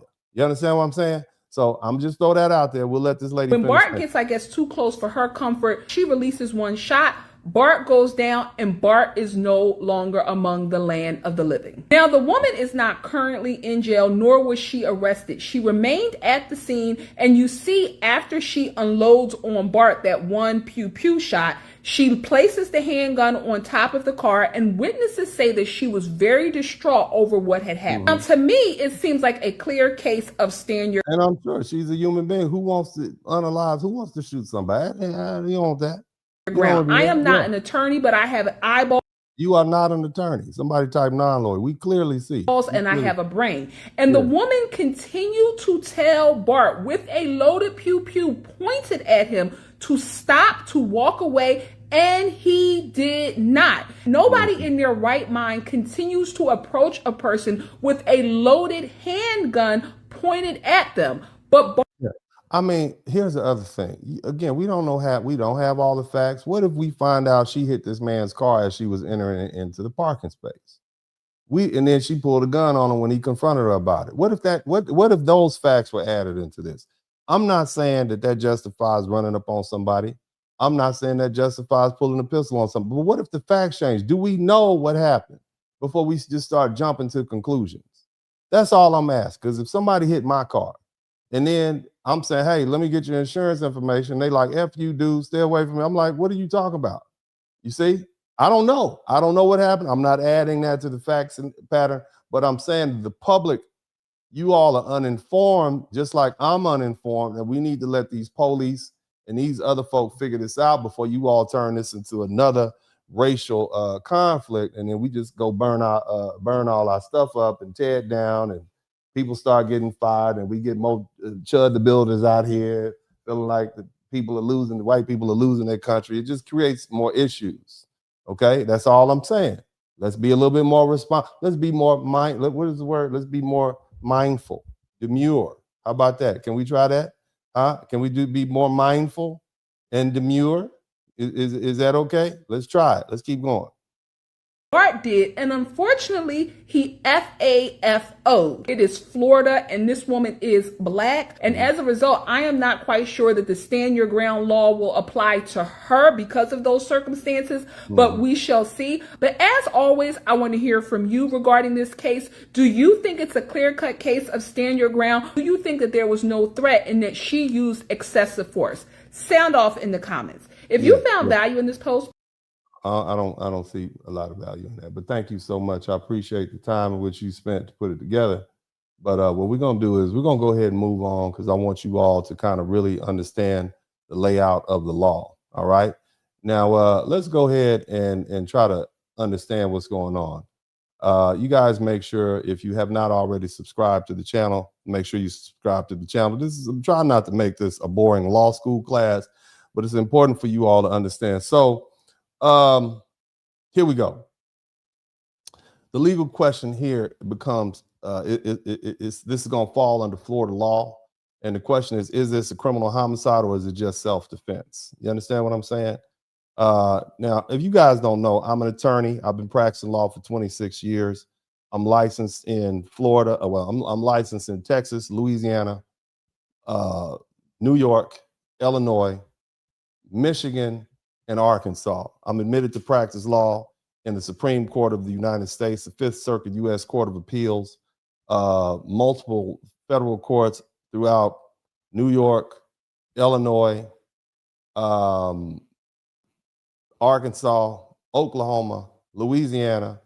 I got a perfect score on the bar examination when I took it at one time. And on top of that, I have 2 law degrees, the second of which is an LLM in environmental and energy related law from Tulane University. I also was a environmental law clinician, and I've been inducted into the Southern University Law Center Hall of Fame. When you walk into that atrium, you will see my picture to the right, at the lower, to the right and at the lower end, right there with the rest of the some of the greatest lawyers that have ever come through that law school.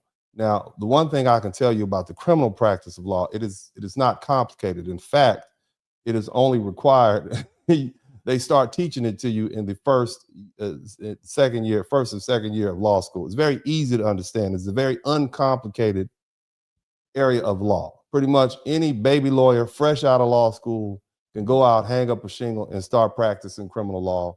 They can start practicing. They can become a prosecutor and actually be very good at it. So this is not complicated. This is like asking a PhD math professor to teach you,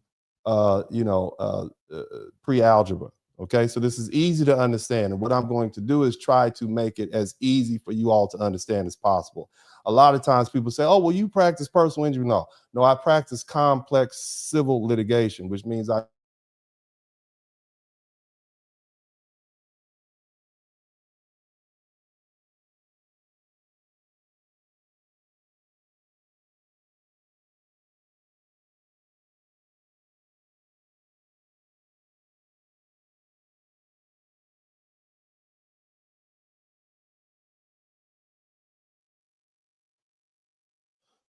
as I was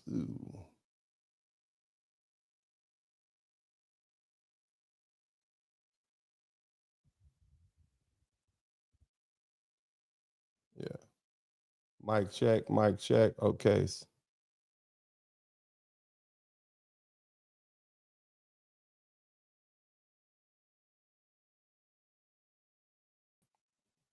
So as I was saying, I deal with complex civil litigation. So this stuff that I'm providing for you all is really just like a public service. Okay. Now let's go ahead and commence. You guys make sure, if you can hear me clearly, make sure the microphone is clear. Let me know at any given time. Sometimes I have some microphone issues, but I think we're good today. But I hope you all actually learn something. And like I tell you, you don't owe me anything, but if you learn something, I should earn something. Let's start with the Florida murder statute subsection 782.04. if prosecutors view this Walmart shooting as a murder, the statute they're going to be looking at is Florida Murder Statute 782.04, and the main and that is defined. A first degree murder is defined as the unlawful killing of a human being when perpetrated from a premeditated design to affect the death of it. So in other words, to affect the death of the person killed or any human being. So in other words, you can't murder a cat, okay? Because the cat is not a human being, all right? And these statutes are strictly construed.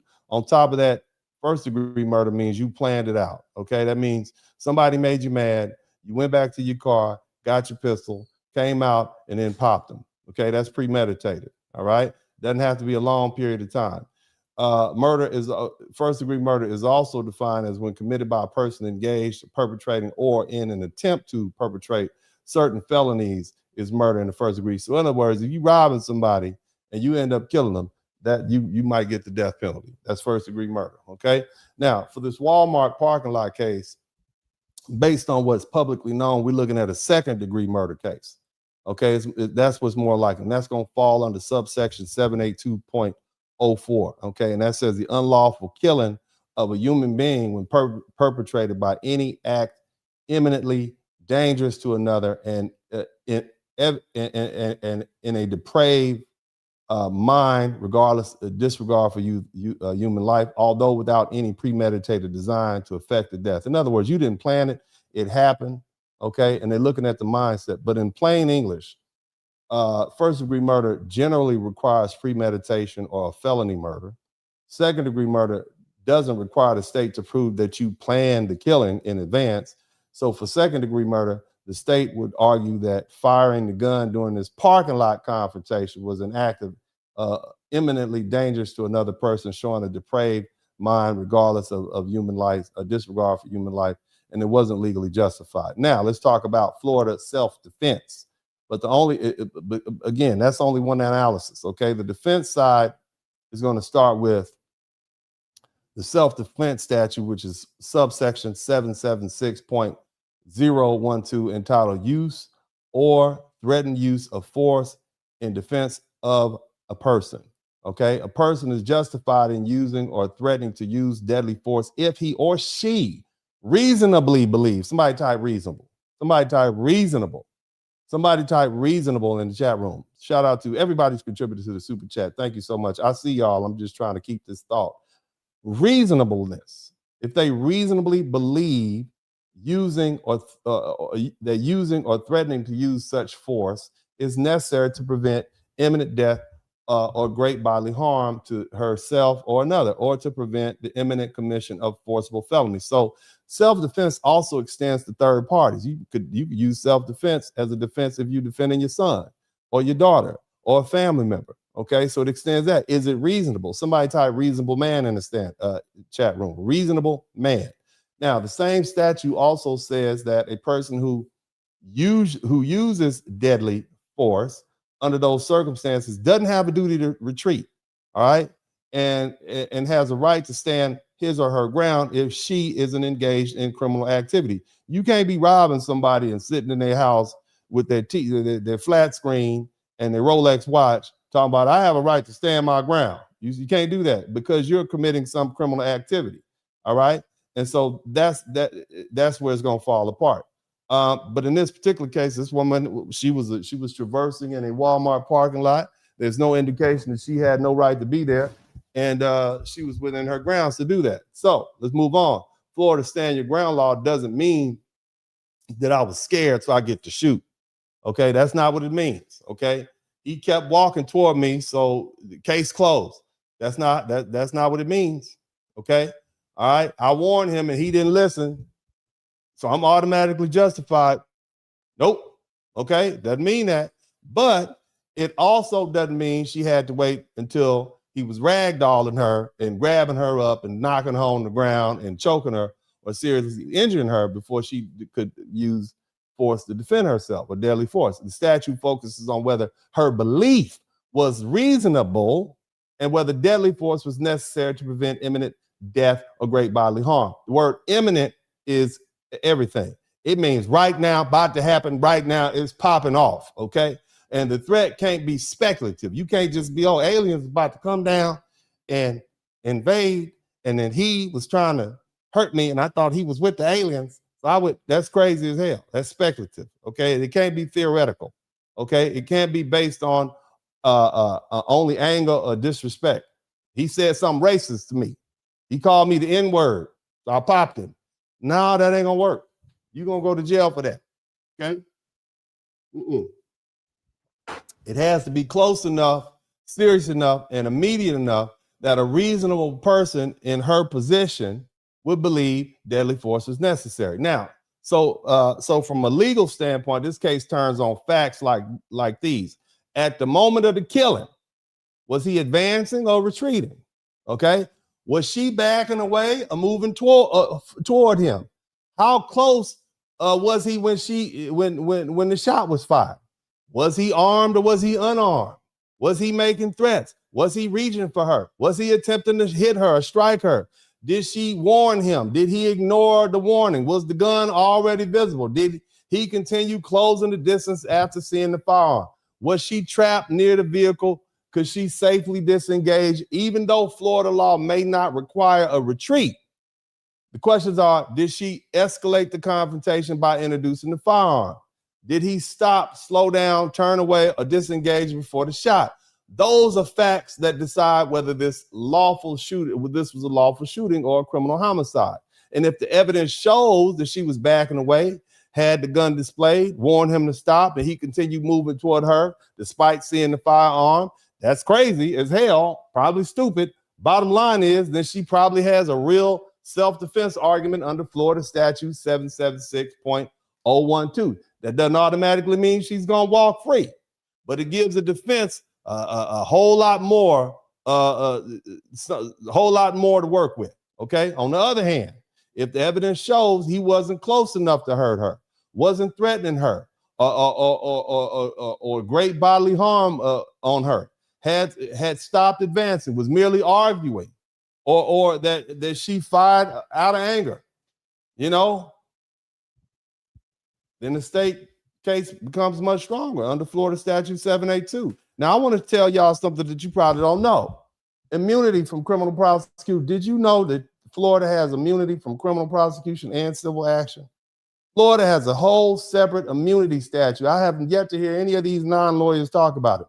So subsection 776.032 entitled Immunity from Criminal Prosecution and Civil Action for Justifiable Use or Threatened Use of Force.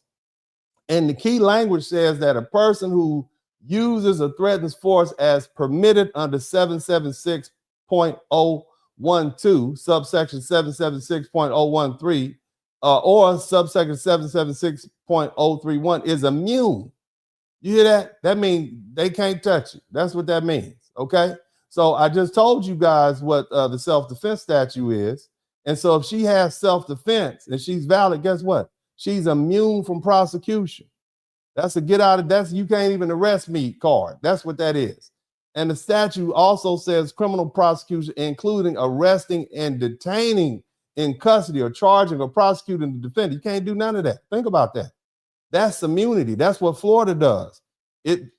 Look, that means immunity isn't just a trial and defense. It's supposed to protect the person from being even arrested, charged, or prosecuted at all if the force was legally justified. Florida gives shooters a lot of protection. Because here's the thing. Even if you're innocent, you still got to come to court.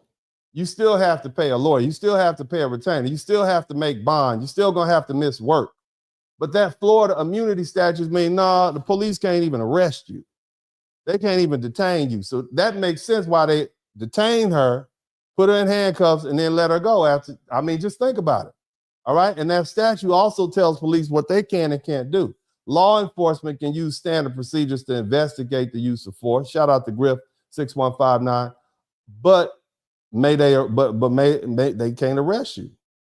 Okay, they may not arrest the person unless the agency determines there's probable cause that force was unlawful. So in this Walmart case, if the woman stayed at the scene, she cooperated with the arresting officer, she claimed self-defense, and the available video showed facts that support self-defense on a prima facie level, that helps explain why police said, well, you know, we can investigate it, but we can't immediately arrest her. And that doesn't mean the case is over. It doesn't mean the police may not have probable cause. It just means they don't have probable cause at the moment to conclude that the shooting was unlawful. And the defense statute underneath the immunity is Florida subsection 776.012 that, and that section says a person may use deadly force if she reasonably believes deadly force is necessary to prevent imminent death or great bodily harm, and to herself or another, or to prevent the imminent commission of forcible felony. And it also says that she has no duty to retreat and has the right to stand her ground if she isn't engaged in criminal activity in the place where she was has the right to be. Doesn't seem like she was engaged in any criminal activity. Not to me. It seems like she was just in the Walmart parking lot and she was being stupid about a parking space, and she met somebody that was stupid just like her, and they end up having this conflict. Nevertheless, the video and the witnesses show that she was backing away, and you've seen the videos for yourself. I don't know what the witness is saying. And he continued closing the distance, and he she reasonably he closed the distance in a way that made her reasonably believe that he was about to impose serious bodily injury on her. Then she may be, and that the danger was imminent. She can argue that she was justified in the use of force. And the police might look at it and say, yeah, again, all they need is a prima facie claim of self-defense, and she can't even get arrested, okay? And so at that point, the burden then shifts to the state to overcome immunity by clear and convincing evidence, which is the highest standard, okay? And in plain English, she doesn't necessarily have to wait for the jury trial. Her lawyer could ask the judge to dismiss the case before the trial by arguing the shooting was legally justified. But the whole thing still depends on the facts, the video, the distance. We got to look at the autopsy report, warnings, movements, witnesses, statements, and what happened in the final seconds. Okay, so the investigation won't be decided by social media. I hate to tell y'all that. Okay, it will be decided by the totality of the evidence, the full video. I'm sure Walmart has surveillance footage. I'm sure there's audio. There's plenty of eyewitnesses. There's physical evidence. There's forensic evidence. The distance between the parties, the angle of the shot, what both people were doing at the final seconds before the trigger was pulled. And at this stage, it would be very premature to say she is clearly guilty. It would also be very premature to say that the shooting was justified. The proper legal analysis is this. Prosecutors are going to look at whether the shooting fits Florida murder statute, especially second-degree murder. And the defense is going to try to focus on justified and potential immunity prosecution. And that's why this case turns on that one narrow question at the exact moment when she fired. Was it reasonable? Would a reasonable person, somebody type reasonable man, okay? And this is what we want. We want reasonable people in civilized society. What would a reasonable person do? What would a reasonable person believe? All right? And that's the case. That's the law. All right? Now, I have another video that I want to share with you guys because I want to particularly break this down because I found this to be particularly onerous, if you will. So I'm going to take the opportunity. And the reason is because this non-lawyer makes these statements in a very matter-of-fact way. It's about 3 minutes long. So you guys, let's listen to it together.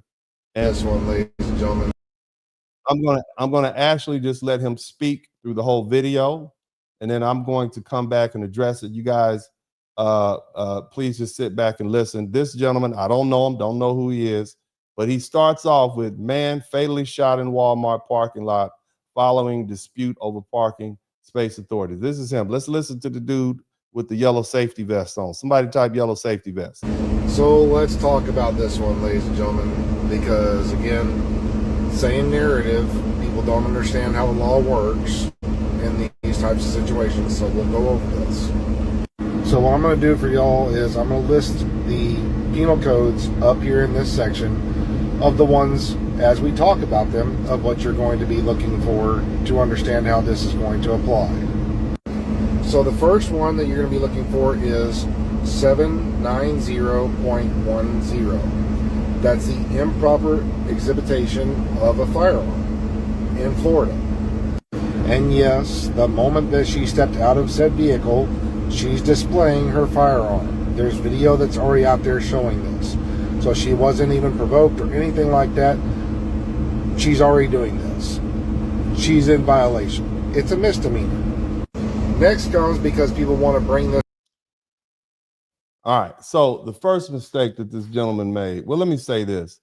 This is exactly the kind of internet legal commentary that gets people confused, and sometimes it gets people hurt. And the man sounds so confident because he's throwing statute numbers around, but citing statutes isn't the same thing as understanding the statutes and how they work together. His analysis is wrong from the beginning because he starts with the conclusion she's guilty and then tries to force the law into that conclusion. Okay. So his first mistake is that he uses Florida statute subsection 790.10, improper exhibition of a firearm. He says the moment she stepped out of the vehicle and displayed the firearm, she was automatically, instantaneously in violation of the statute. And that's wrong.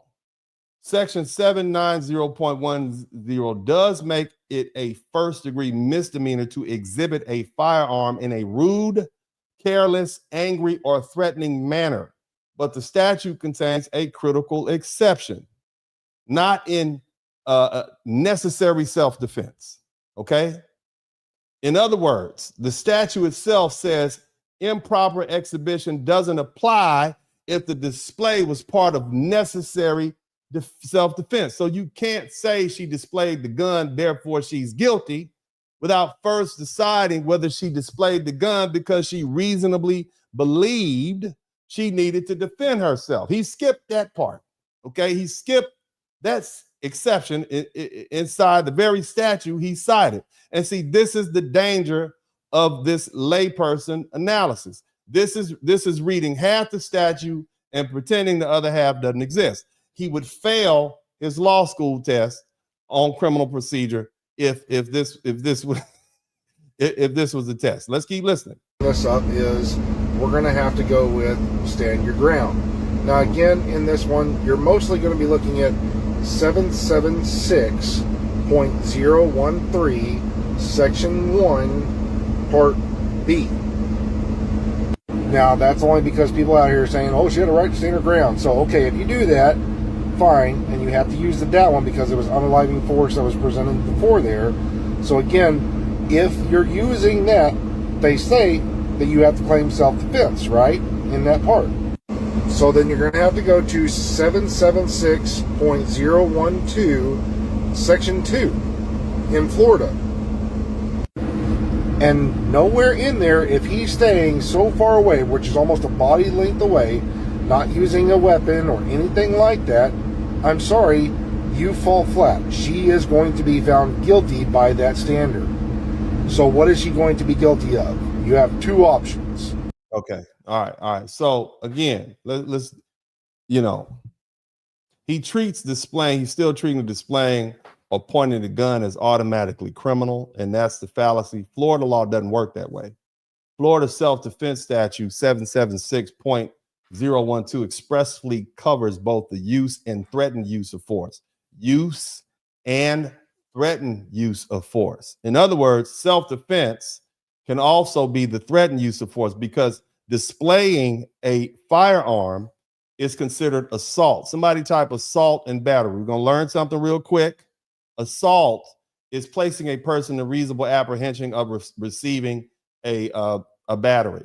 A battery is the unlawful touching of the person of another. Now, in some states, they call assault terrorist threats, and they call battery, okay? Or they call assault battery. They mix it up. It comes from the common law, but when you go way back, and the great thing about going to school in Louisiana is that the bar examination is all written. So they literally give you 3 days, 9 tests.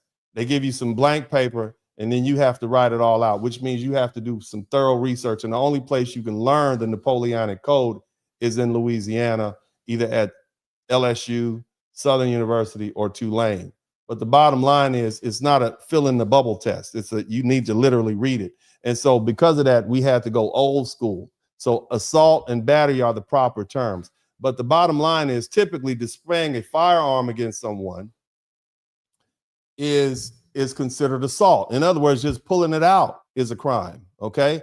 And so this gentleman confuses pulling it out with a crime. But again, the Florida statute protects people who pull their dangerous weapon out in an attempt to protect themselves. That's specifically written in the Florida self-defense statute 776.012, and expressly covers the use of threatened, both the use and threatened use of force. In other words, displaying the firearm. And that matters because pulling or pointing a firearm is threatening. It's threatening the use of deadly force. And under subsection 776.012, a person may be justified in using threatening to use deadly force if she reasonably believes it's necessary to prevent an imminent death or great bodily harm, or to prevent imminent commission of forcible felony. In other words, if I think somebody is about to do something bad to me or take my life, I'm gonna pull my pistol out, and the police can't then turn around and arrest me for assault or displaying a deadly weapon. That was self-defense. So that was very thoughtful of the Florida Congress and the governor for putting that into place. So the legal question isn't did she show the gun? The legal question is, was threatening force reasonable and necessary under the circumstances? Okay, and that's going to be something that the jury would have to determine. Now, the third mistake is that he relies on subsection 776.013, like that's the main statute for this Walmart parking lot case. That's sloppy. That section is mainly about presumptions involving a dwelling, residence, or occupied vehicle. But the cleaner statute for a public Walmart type location of confrontation is subsection 776.012, which governs force used in the defense of a person. In a public parking lot, the issue isn't some automatic home or occupied vehicle presumption. Okay, you were wide open in the parking lot. The issue is whether she was in a place where she had a right to be. All right, you can't defend yourself in somebody else's house while you still in the DVD player from 2016. Okay, or something. You can't do that. You're engaged in criminal activity. We don't want to protect crooks and criminals from doing things. And the question is whether she reasonably believed deadly force is necessary to prevent imminent death or great bodily harm. Okay, so I'm gonna let this gentleman finish, and then we're gonna come back and roast him. And that's literally going to be 782.04, section 1, section A, part 1, right there. Now, if you don't want to use that one, you can go with the next one right here of 782.07, part 1. That's it. It does not matter what he said, if he threatened her or whatsoever. She used immediately an unaliving weapon, pew-pew, exhibited it, pointed it at him. She's already guilty. She is guilty the moment she has done this right here without being presented with unaliving force. Yeah, she could have felt threatened whatsoever. She could have had her own little personal thing going on up here. But she can't do that with that weapon. And therefore, she's... Notice just how confident this guy is. He's just so confident. And unfortunately, there are people who would believe this just because he has that Dick Cheney confidence. Dick Cheney would get on the internet and say get on television and say all kind of stuff and have the public just like, yeah, he sounds so confident. He sounds so confident. Somebody type line, y'all call him a laundry room lawyer. Guilty. Let's keep going. I'm sorry. It's just going to be, what do they really want to charge her with? Do they want to hit her with 782.04, or do they want to charge her with 782.07? That's it. All right. So again, this man's claim, one of the other claims is that because the man was almost a body length away and allegedly had no weapon, the self-defense argument falls flat. I want you to listen to this because that's legally childish. Distance matters, but distance doesn't decide the case by itself. Whether he was advancing matters, whether he was backing away matters, whether she warned him matters, whether he ignored the warning, whether he saw the gun or kept coming, that matters, whether she was trapped near her vehicle, his size matters, his presumptive strength matters, his age, and sex disparities also matter. The law doesn't say an unarmed person can never cause death or bodily injury to an unarmed. That's not what it says. A person can be seriously injured by being punched, grabbed, shoved, slammed to the pavement, knocked down, choked, stomped, or overpowered. So he had no weapon. It's an important fact, but it's not the whole case. Okay. And the other thing is, and I think one of the most dangerous things that this gentleman said is that, in this whole, video, he says it doesn't matter what he said if he threatened her or whatever. And that's just wrong. Threats absolutely matter. Words alone may not always justify deadly force, but threats combined with movement, especially forward movement, distance closure, refusal to stop, physical disparity, and continued advancement absolutely matter. A threat can show intent, and a warning can show the shooter tried to stop the encounter. Continued movement after a warning can show escalation. And so when he tells the public that threats don't matter, he's telling people to ignore evidence the police, prosecutors, and judges and juries would absolutely consider. Now, here's the thing. He says that she's already guilty. I want you to think about that. She's already guilty. So if she's never charged, now you got a bunch of people running around saying, hey, that's an injustice. You see? She said the moment she pointed the gun without being presented with what he called unaliving force, that's not the law. Florida law doesn't require a person to wait until the other person first uses deadly force. The standard is whether the person reasonably believes deadly force was necessary to prevent death or great bodily harm. That means the person claiming self-defense can be wrong in hindsight. Okay?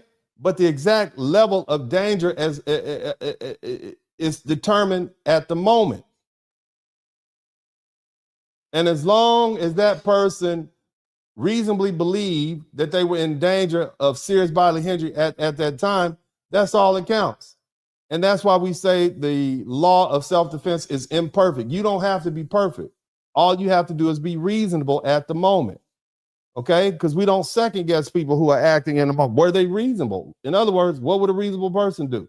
Now, this gentleman also jumps straight to 782 subsection 782.4 or murder, and subsection 782.07, which is manslaughter, as if those are the only choices. That's just backwards. Homicide statutes don't answer the justification question by themselves. Murder and manslaughter require unlawful killing. If the shooting is legally justified, then it isn't murder and it isn't manslaughter. You get that? You don't get to skip self-defense and skip immunity and ignore the facts and then say, well, the only question is whether she gets charged with murder or manslaughter. That's not how the criminal law works.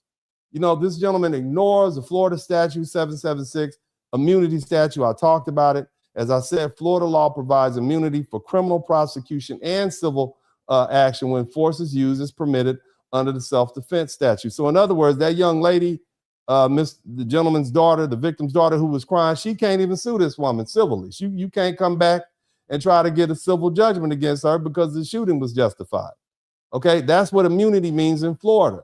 And that means immunity isn't just something argued to a jury at the end of the trial. It never happens. It can be raised before the trial, and the law enforcement, it may investigate, but it may not arrest unless there's probable cause that the force used was unlawful. And that matters here because based on the public reporting, you all, somebody type you people in the chat room, you people, right? She remained at the scene. She cooperated. She claimed self-defense and it wasn't immediately arrested while the matter is still under review. That's exactly the kind of procedural posture where immunity and probable cause matter. Now, here's the last thing, and I'm gonna move on. Okay, his certainty, his absoluteness, right? Let me tell you something. No competent lawyer should look at a partial public video, and this is a non-lawyer, okay? But you shouldn't be out here looking at public videos, incomplete facts, right?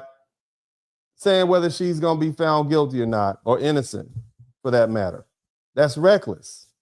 We don't have the full video. We don't have the audio. We don't have the video statements. We don't have any forensic evidence.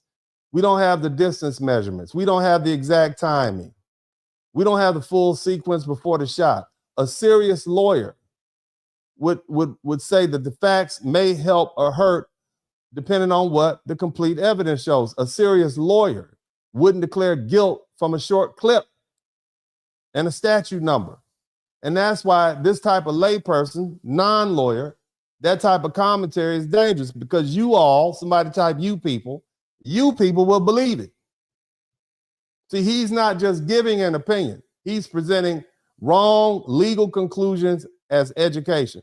He's teaching people that displaying a firearm automatically makes them guilty. That threats don't matter, and that unarmed aggressor can never justify deadly force, and that prosecutors only have two options. That's legally flavored misinformation, and legally flavored misinformation is worse than ordinary ignorance, because it sounds smart enough to fool people who don't know the law. Now, that being the case, let's proceed. Are you all learning something? If you're learning something, let me know. And I'm gonna talk about some of the things I hear you all saying on the internet. One thing people keep saying: did she have a duty to retreat? Now, under Florida law, that's not the main question. Florida stand your ground law generally removes the duty to retreat when a person is lawfully present and not engaged in criminal activity. She had a legal right to be in Walmart, so the law doesn't require her to run away before defending herself. But that doesn't end the case. Stand your ground doesn't automatically justify shooting somebody because they're running up on you. It doesn't mean you can shoot somebody just because they're yelling and walking towards you, refusing to listen to your instructions. You're not the police. Shout out to RS1, or making you uncomfortable. The real question is whether she reasonably believed deadly force was immediately necessary to prevent death or great bodily harm. That means investigators are going to focus on the facts, not just the phrase stand your ground. You understand? And under Florida law, the question isn't whether a woman had a duty to retreat. The Florida stand your ground statute removed that duty to retreat. Okay? But again, that does not conclude anything. Now, the other thing is, I hear a lot of folks saying the race issue. A lot of black people are saying the stand your ground only protects white defendants, or black defendants are routinely denied the defense. And in the context of the racial game we play, shout out to Frozen 6. In the context of this game that we play here in America about race, in other words, what they're saying, what black folk are saying, is that the referees are bought off and they're cheating for the other side. That's what they're saying. That said, there's empiric data and studies that overwhelmingly suggest that racial disparities in the criminal justice system are prevalent. Okay?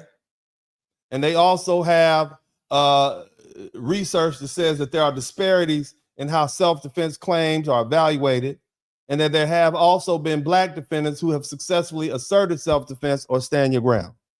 Okay? Whether race affects outcome in any individual case can't be assumed without examining the specific facts that prosecutors, decisions, judges, rulings, juries, and evidence are presented. You see? We don't know yet. They didn't even arrest the woman. She's clearly black. So what does that tell you? Looks like they think it's a prima facie case of self-defense, and she might have an immunity claim. I'm not saying they won't arrest her later. I'm just saying as of right now, somebody type right now. You don't know, but you're so hell-bent on playing the race game, just like the white people. The white people are playing, the black people are playing. This is what we do. Okay? Now, of course, the first time any of you all ever heard of stand your ground was the George Zimmerman, Trayvon Martin. I know this is a touchy subject. It's still touchy. It's right up there with OJ. I get it. Okay? I get it. It's all in the comments. Legally, every self-defense case turns on the facts. And a prior acquittal doesn't establish that another defendant will or should receive the same result. Now, listen to this. Let's start with this. Okay? And I'm going to talk about Zimmerman in a minute. And this is something that I've dealt with before. Somebody type proportionate. Because I notice people are saying something that they need to listen to. When we talk about self-defense and proportionality, okay? A person may use deadly force before being struck if they reasonably believe they're about to suffer imminent death or great bodily harm. The law doesn't require waiting until the first punch. However, fear alone isn't enough. The belief must be one a reasonable person would hold under the circumstances based on the information currently available. I don't think anyone can reasonably say that this woman is clearly guilty or clearly justified without all the facts. There are too many facts that remain unknown. You understand what I'm saying? There's too many facts that remain unknown. Now, when we talk about Zimmerman, we have to deal with it because it's happened in Florida. There's a lot of George Zimmerman comparisons because this is where the stand your ground law became famous or infamous in the public imagination. And a lot of people are saying, well, George Zimmerman shot Trayvon Martin. Trayvon Martin was unarmed. Zimmerman was armed and Zimmerman was acquitted. So that sets the precedent that an armed person can shoot an unarmed person and claim self-defense. That's not what Zimmerman case stands for. George Zimmerman's acquittal doesn't create a broad rule that an armed person can shoot an unarmed person during any confrontation in Florida, and it doesn't create a rule that Florida law ignores proportionality, reasonableness of facts. Okay, so here's the legal question. All right, well, let me say this. The facts in Zimmerman are very different. The legal question was, what was happening at the moment? Somebody type moment. At the moment Zimmerman shot Trayvon Martin. At the moment, according to the defense theory, the key trial testimony, Zimmerman was on his back. Trayvon Martin was on top of him.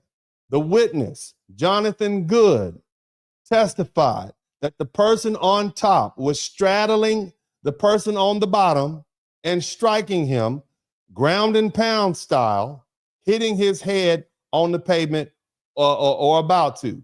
And he identified that person as Trayvon Martin as the person on top of Zimmerman and Zimmerman on the bottom. That fact pattern allowed the jury, that's what the jury considered. So you got somebody on top of you, right? So again, ground and pound style, hitting you in your head, about to bash your head into the pavement. Trayvon Martin was unarmed, right? Because this is what people have said. Well, Trayvon Martin was unarmed. So Zimmerman should automatically lost his self-defense. That's not how self-defense law works. As an unarmed person can still inflict great death, great bodily harm. If someone is on top of you, punching you and bashing your head or creating a reasonable fear in your mind that you're about to suffer serious injury, then a rational jury could conclude that deadly force was legally justified, even if the other person doesn't have a gun or knife. If you fall down and hit your head on the concrete, you could die. That's why in the martial arts, the first thing we teach people is break fall. That's the first thing you learn, how to break fall. They got a back break fall, side break fall, other side break fall. They got a forward break fall, how to break your fall, because you want to keep that noggin on top of your head from hitting the concrete. because the minute that happens, you might black out. So imagine you got somebody on top of you, hitting you on your head, forcibly about to bash your head into the concrete. The jury heard that. How many of you all think that that could give rise to great bodily harm? How many of you all think that getting your head, or let me reverse. How many of you all don't think that getting your head bashed into the concrete would have a reasonable person believe, I better do something now or I'm going to die? I'm just asking. Okay? This is what the witness said. This is what the witness said. He clearly had lost the fight. He was on his back. Okay? About to get his head bashed into the ground. What was he supposed to do? Let him kill him? Would you let somebody kill you? I'm just asking you all. Okay? So he has his pistol on him and he shot him. One bullet. You understand what I'm saying? So, again, that doesn't mean Zimmerman was morally right. He shouldn't have followed Trayvon Martin. Doesn't mean the encounter should have happened. It was clearly stupid. Okay? But it also doesn't mean people were wrong to be angry about the case either. But in the criminal law, the final moments, that's the same principle we have to apply here. What was happening in that moment? Not what led up to it. Not what happened. You know, he was fine. Where was at that moment? What was going on? And the question you have to ask yourself, if somebody was bashing your head into the concrete, forget all that happened beforehand. You just gonna let them kill you, or you gonna pull your pistol and put one in them? You have to ask yourself that. And the jury asked themselves that, and they said a reasonable person would use deadly force to defend their life, and that's why that man was acquitted, whether you like it or not. Now, again, let's not forget the overarching question. The question isn't how stupid you are to shoot someone in the parking spot, over a park spot.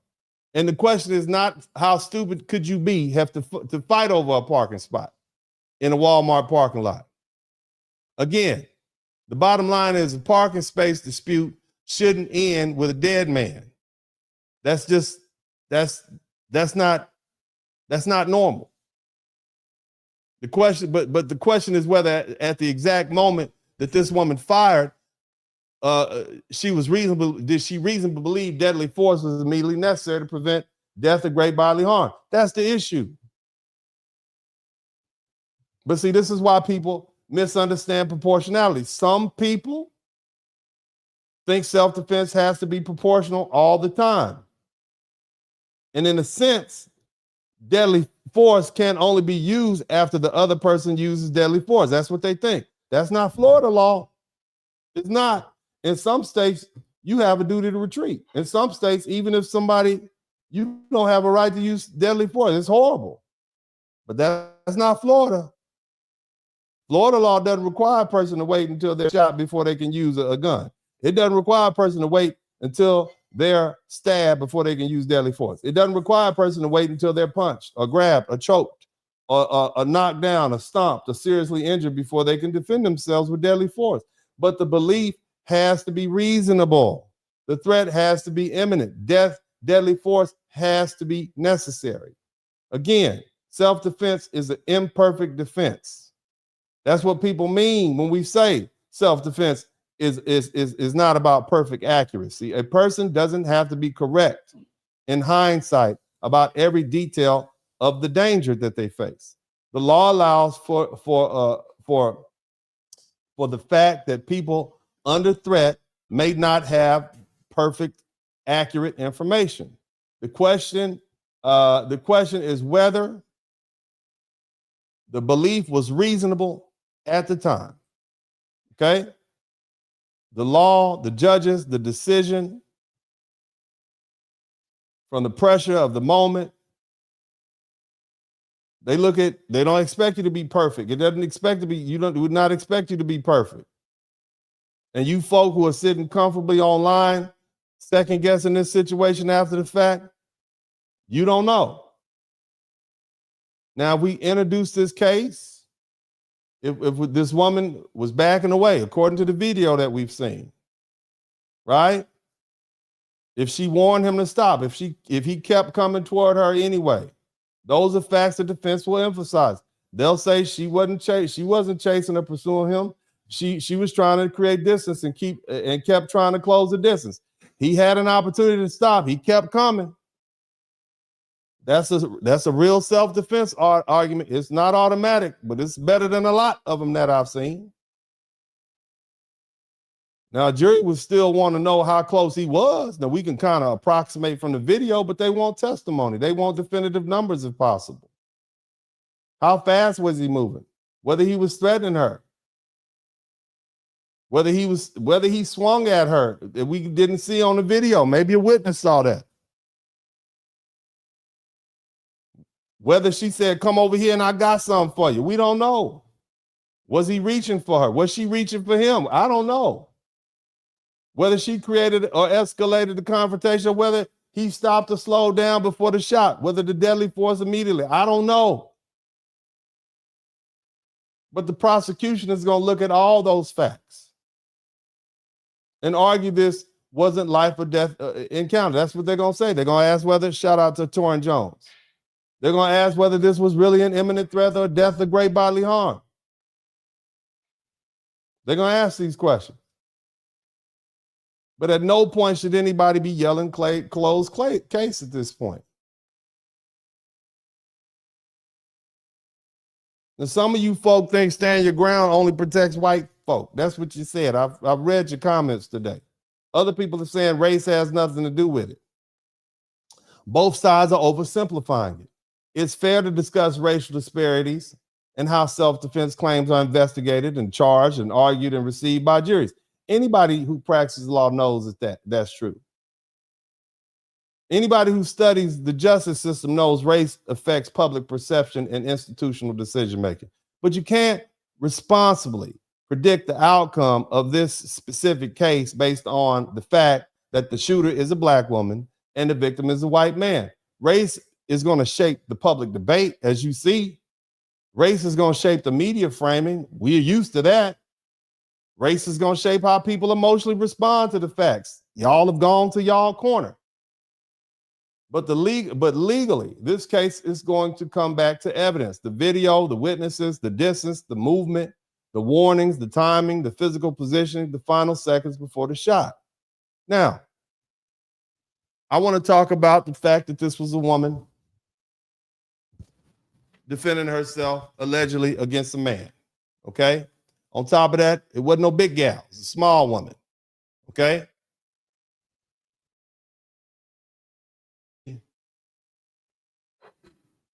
That's relevant.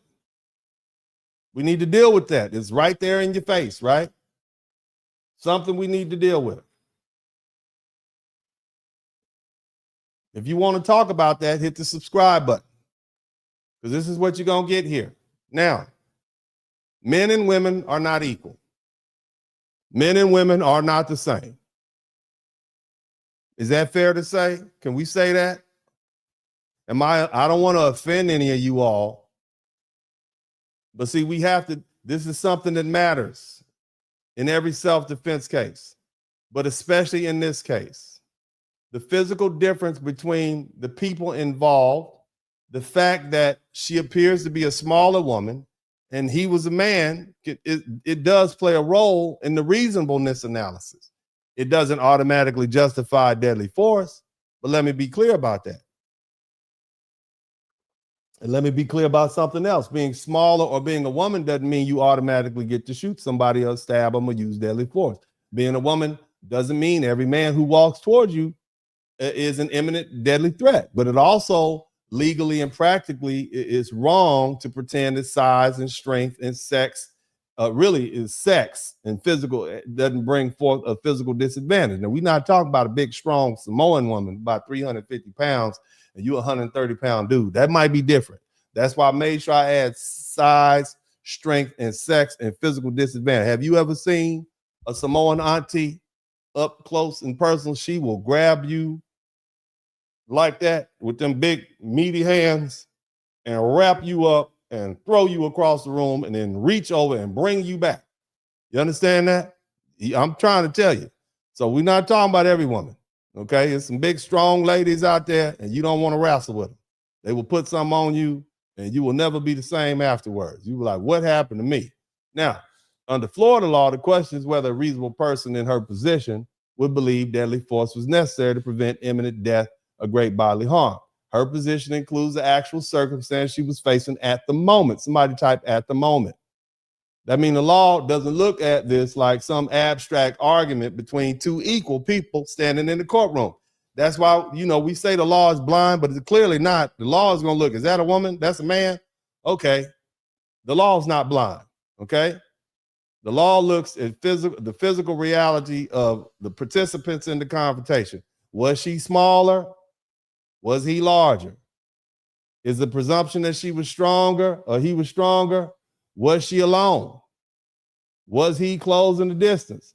Was she backing away? Did she warn him?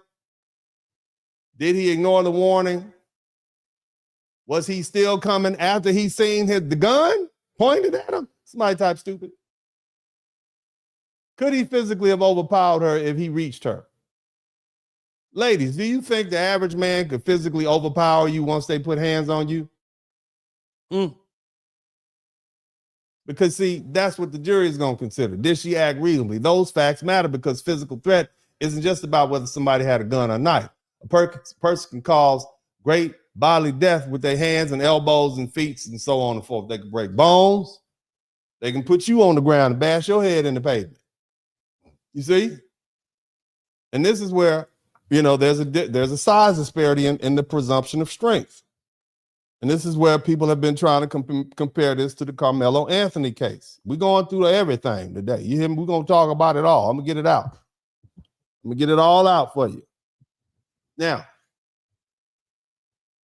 a big to-do was made about the fact this Carmelo Anthony case because Austin Metcalf was bigger, and the jury clearly understood that. Austin Metcalf was about 6'1", 210 pounds. Carmelo Anthony was about 5'11", 163 pounds. This is what the stats say.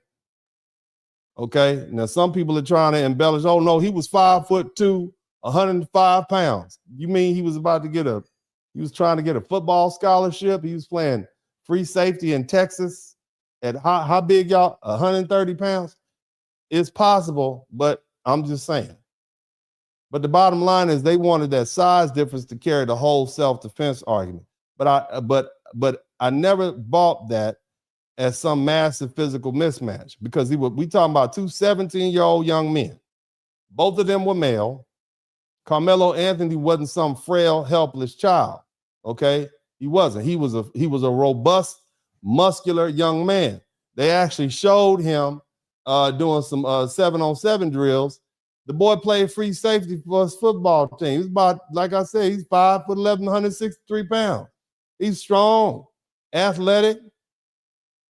He's still capable. He's still a young man with male strength and speed and physical ability. So even if Austin Metcalf was bigger, a rational jury could still look at these two boys and say, these are two 17-year-old males. One of them might be a little bigger, but they're not worlds apart. And that's a very different analysis from a small woman facing an adult man in a parking lot. Okay? And that distinction people need to understand. When you're dealing with two teenage boys, even one is a little heavier, the jury may still see two young males who are both physically capable. One may have a little size advantage, but the other still has the strength, muscle, athleticism, and fighting ability of a young man. And that's why size alone, a size difference alone didn't automatically make Carmelo Anthony justified in using deadly force. That's what the jury thought. That's why they convicted him. Okay? Now, when you're dealing with a woman in a man analysis, let me let y'all, I have judge friends. Some of my really good friends are judges. Let me tell you what happens. When you bring your behind down to the courthouse as a man and you say, well, she hit me first, and then you hit her back, the judge is going to say, well, I get the fact that you hit her back, but because you're a man and you're stronger and you're bigger, the proportion of force that you used was disproportionate because you're a man and she's a woman. That's what the judge is going to say. So we're going to go ahead and sit you down for 5 to 15 years for domestic violence. Case dismissed. And if you say, but judge, she hit me first. She had done it before. You should have left it in. My hands are bound. I'm going to follow the law. And then you're going to go to jail. And many men who've been down to the domestic violence court know exactly what I'm talking about. You know, when she calls up the police on you and say, well, he hit me, even if she hit you first, you going to jail. Somebody type go to jail in the chat room. Somebody type, because you go to jail. And the thing is about domestic violence, because of the cops are not going to allow you to stay there. Somebody's going to jail, and more likely than not, it's going to be you, because what they don't want to happen is for something else to pop off, and then the news reports get hold of it and say, yeah, man, there was like 3 domestic calls to this house, and the police didn't do anything. And then we end up with a body. And now they look bad, the prosecutors look bad, and people don't get reelected and they don't get their bonuses. You see how that works? That's pretty easy to understand, right? So they have to arrest you. They have to put you in jail. And when you go in front of the judge, you're going to say the force is disproportionate. That's the difference between men and women in the law. I don't care what Ketanji Brown says she don't know what a woman is. I know what a woman is. The police know what a woman is. And the judge knows what a woman is. Now, a woman on average is at a natural physical disadvantage in a violent confrontation with a man. That's not politics. That's just physical reality. Men generally have more upper body strength, more muscle mass, greater grip strength, greater punching power, greater ability to physically overpower women in close quarters. Women generally have less muscle mass, less upper body strength, and less bone density. So when an adult man is closing a distance on a smaller woman, especially in a parking lot confrontation, a jury is going to view that threat very differently. That doesn't mean every man is automatically a deadly threat, but it does mean a jury can properly consider the physical imbalance when deciding whether her fear was reasonable. Now, if you talk about Carmelo Anthony, people wanted the jury to treat him like he was, 5'11", 5'3", 120 pounds. And, but at the end of the day, the jury said, no, that's a 17-year-old free safety. And he's not helpless against that 6'1", 210 pound, 17-year-old linebacker. That's not a very powerful argument. And the jury agreed. And that's not the same thing as a woman being confronted by a bigger man, a stronger man, a larger man. Okay. That's not it. His physicality and capability will allow him to overpower her. That's the case difference. If this is a woman backing away, and if she warned him to stop and kept coming, and he saw the firearm and still continued, then the fact that she was a woman facing a man becomes important. Because see, if it was 2 women out there and one woman pulled a gun on another woman, she would have been arrested.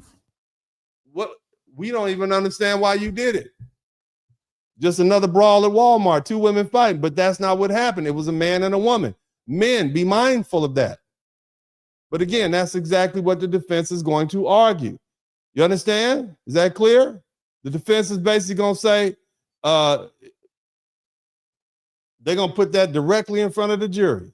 They would show photographs, measurements, video stills. They would show how big this man was. They would pull his driver's license, show how tall he was, how much he weighed.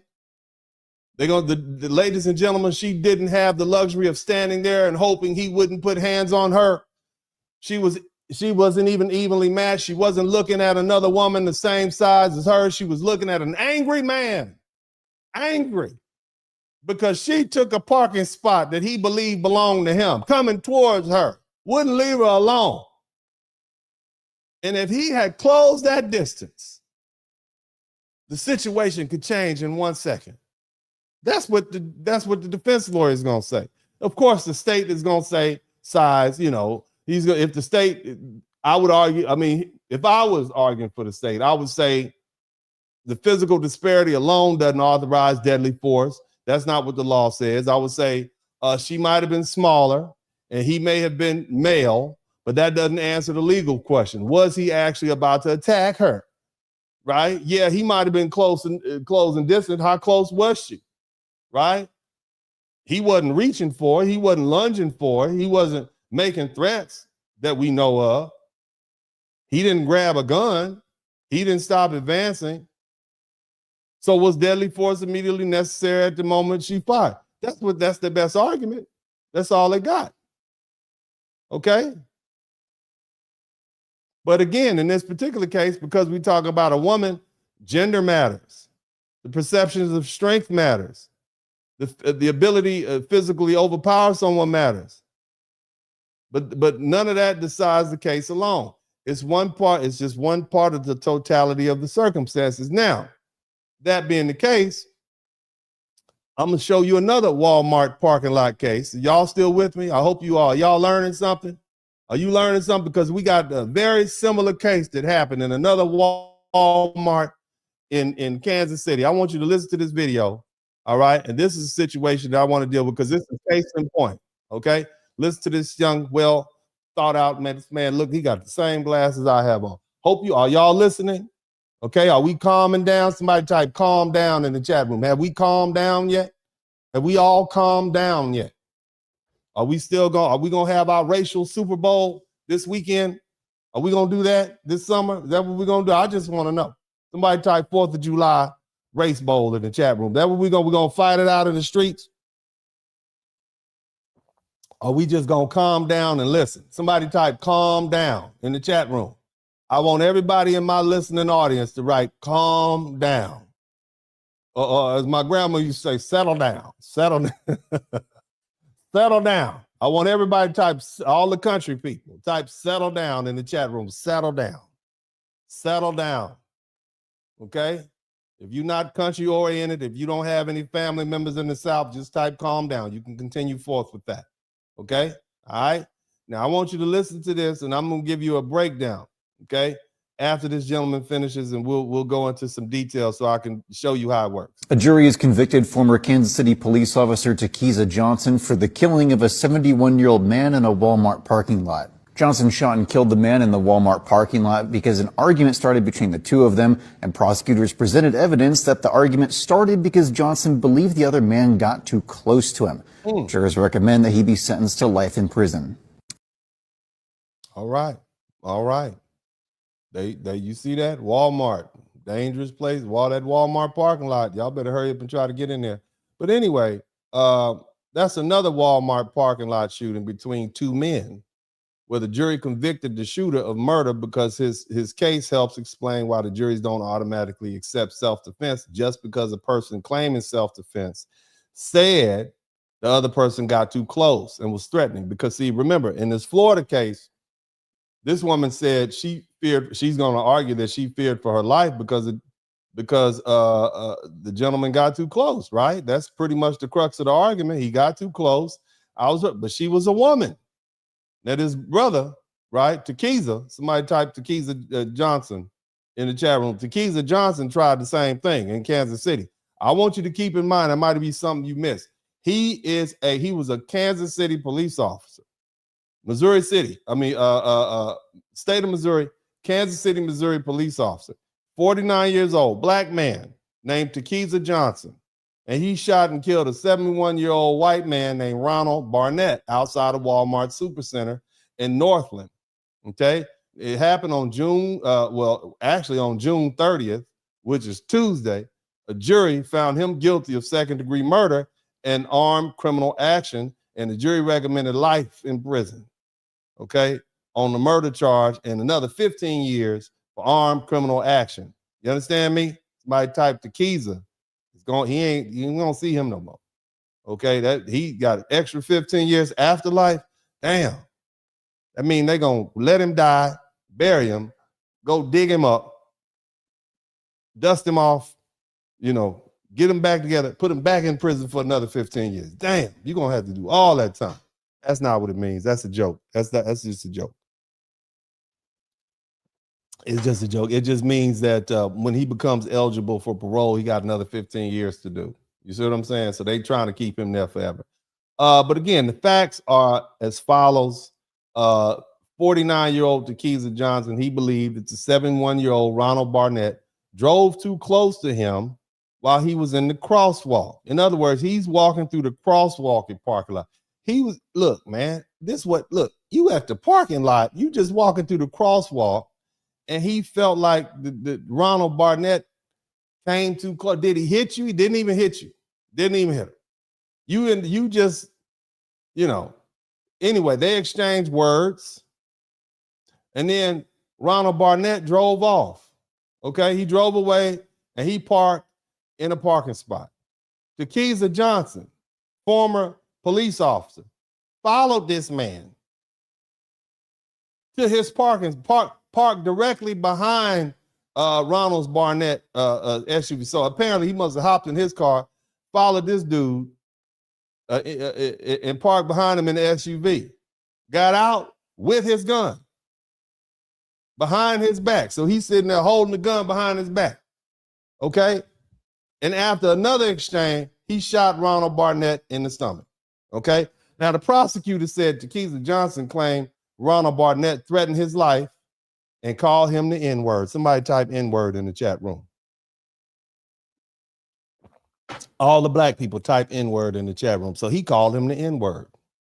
And Takeeza said, oh, you got to die. Okay? I want you to think about that. Think about that. Somebody type Chud the prisoner in the chat room. Okay? Now, Takeeza Johnson admitted under cross-examination that Barnett wasn't armed and that he didn't see any weapon in Barnett's hand. The shooting was captured on surveillance video, so the jury saw that. Now, again, I want y'all to think about that. That's what happened. So you see the difference. Somebody almost hit you in the parking lot. You follow them to their car, box them in, right? And, now you have a verbal confrontation with them, and then he got too close to you, right? I guess he walked up on them while they were there, and then you shoot him because he called you the N-word and got too close. Now, but all that matters is the moment. Somebody typed the moment. The only thing that mattered was the moment. What happened at that moment? Not what happened leading up to it, but at that moment. Okay, somebody type moment in the chat room. Now, under Missouri Revised Statutes, subsection 5631, a person may use physical force when he reasonably believes it's necessary to defend against the use of imminent use of unlawful force, but deadly force requires more. Deadly force is justified only if the person reasonably believes it's necessary to protect against death. Now, again, Johnson testified that the old man didn't have a gun. He testified that Ronald Barnett didn't have a gun. He said that, right? So he's unarmed. Okay? Now, Missouri also recognizes that a person generally has no duty to retreat from a place where he has a right to be. So, Johnson didn't have to walk away. But again, just like Florida, no duty to retreat doesn't mean you can use deadly force whenever you feel disrespected or somebody called you the N-word to make you feel uncomfortable. And the jury could look at Johnson and say, this 49-year-old man, you weren't you weren't a little woman, right? Faces some physically stronger man. You were a grown man. You appear fit. Hell, you a cop, right? You weren't obviously helpless.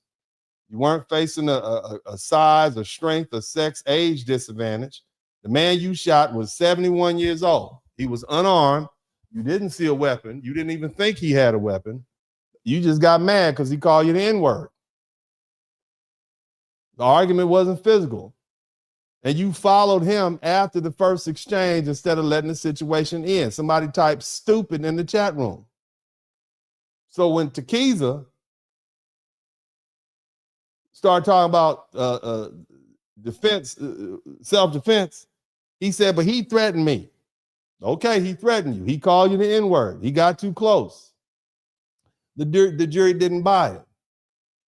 That's not a reasonable basis to fear death or serious bodily injury. And that matters because the prosecutor said the self-defense instruction in Missouri, just like Florida, just like Texas, verbal threats and name calling aren't enough. And a person claiming self-defense must show more than fear of being grabbed or punched. Okay? In order to use deadly force, not ordinary force, deadly force. In plain English, you got a 49-year-old former cop. You may have been justified in pushing Mr. Barnett to get him back up off you or blocking him or punching him. Okay? If he truly got too close or put his hands on you. But why you shoot the man? Why bring deadly force to an ordinary force situation? That's the question. Nobody's saying you don't have a right to defend yourself. They're saying you don't have a right to use deadly force. Do y'all see the difference? Because there's a lot of stupid people out there that's going to walk away from this broadcast saying, Dennis Spurling said we don't have a right to protect ourselves. That's not what I said. Okay? If the threat is ordinary assault or battery, the law doesn't automatically let you use a gun. And that's exactly what the Platte County prosecutor, Eric Zan, said verbally. He said verbal threats and name calling aren't enough. Fear of being grabbed or punched isn't enough. You can't bring a gun to a fist fight. Black people, let me say something plainly. Just because somebody calls you the N-word doesn't give you the right to shoot or kill them. And that also goes to jumping on their head and knocking them down and beating them up, because that's also deadly force. Because if somebody dies, you going to jail for murder. I understand the anger. My roots probably go deeper than yours in this country. Most black folk got here after 1808. I can check my roots all the way back. I got 6-7 generations. I can show you the King Plantation in Virginia where my parents, my ancestors bred. I have a bill of sale where 6 of my family members were sold to a white man in Mississippi before the Civil War. So my roots run, not only do they run deeper than most white Americans, they run deeper than most black Americans. You need to understand that. So I understand the anger. I understand the disrespect. I understand the racial insults are meant to provoke you. But the law doesn't say that somebody calling you a racial slur gives you the license to use deadly force or kill him. That's not how self-defense works. Deadly force is justified only if the person reasonably believes it is necessary to protect himself or herself or another person against death or serious physical injury or some sort of felony. Now, I will say this. If a person running up on you, calling you the N-word and gets within arm's length, you may have the right to use ordinary force. Somebody type ordinary force. You have the right to use ordinary force to protect yourself if you reasonably believe he is about or she is about to use unlawful force against you. You understand that? And to people who want to run up on other people, calling black people racial epithets like the N-word, let me warn you too. You may get punched in the face. Depending on how the facts are, the jury may decide that the person who did punch you in the face acted reasonably if you was running your big fat mouth, talking stuff, threatening them, using fighting words. See that? See how that works? Somebody type ordinary force is good. It's satisfying. Somebody type ordinary force. Ordinary force is satisfying. See that? What would you rather have? A free punch in the face? And you get to walk away and the jury say case dismissed because they call you the N-word? Lesson learned. See? Ordinary force allows you to walk away and you get to teach a lesson. So that person who you punched in the face say, you can't say nothing to them N-words. Can't call them an N-word to their face. They'll hit you in your face. You know how much dental work I had to go through to get this doggone jawline back and right? Yeah, that's what you get. Now, again, because I don't want to get too far off the subject because y'all clearly see that I can ramble, all right? Bring this back to this North Lauderdale, Florida Walmart case. The comparison is powerful because both of these cases, whether we talking about that Missouri case and this Walmart case, happened in Walmart parking lots. Arguments leading to killings over parking spaces. However, one situation, a grown man claimed that he feared another 71-year-old elderly man who was unarmed because the man got too close, but that's not the same as a woman claiming she feared a grown man who allegedly kept coming too close to her after warnings. That doesn't mean every woman automatically wins self-defense and every man automatically is a deadly threat, but it does mean the jury is allowed to look at the physical reality of the confrontation. Who's stronger? Who's more capable of inflicting harm? Who followed whom? Who escalated? Who introduced the gun? Who had the ability to disengage? Who actually was facing an imminent threat? And in the Johnson case, the jury apparently didn't believe this fear was reasonable, and that's why the self-defense argument didn't carry the day. And in the Florida case, the question is still the same. At the moment this woman fired, would a reasonable person in her position have believed? Somebody type believe. Would a reasonable person have believed that deadly force was necessary to prevent her death or great bodily harm? And if there was a meaningful man versus woman physical disparity, a jury may see fear very differently than they saw in that Johnson case. That's not politics, and that's not hypocrisy. That's reasonableness. You understand what I'm saying? That's reasonableness. Okay? Now, that being the case, what stands out to me in this video, and I'm gonna run this video back again because I want you all to see it, because you all may not have seen this. I got one. Check this out. Fair use. Back up. Video shows a woman in North Lauderdale, Florida, shooting and killing a man outside of a Walmart after a parking dispute. Walk away, the woman says in this very short cell phone video that ends. We're now seeing what happened in the minutes prior. Take a look at this dash cam video.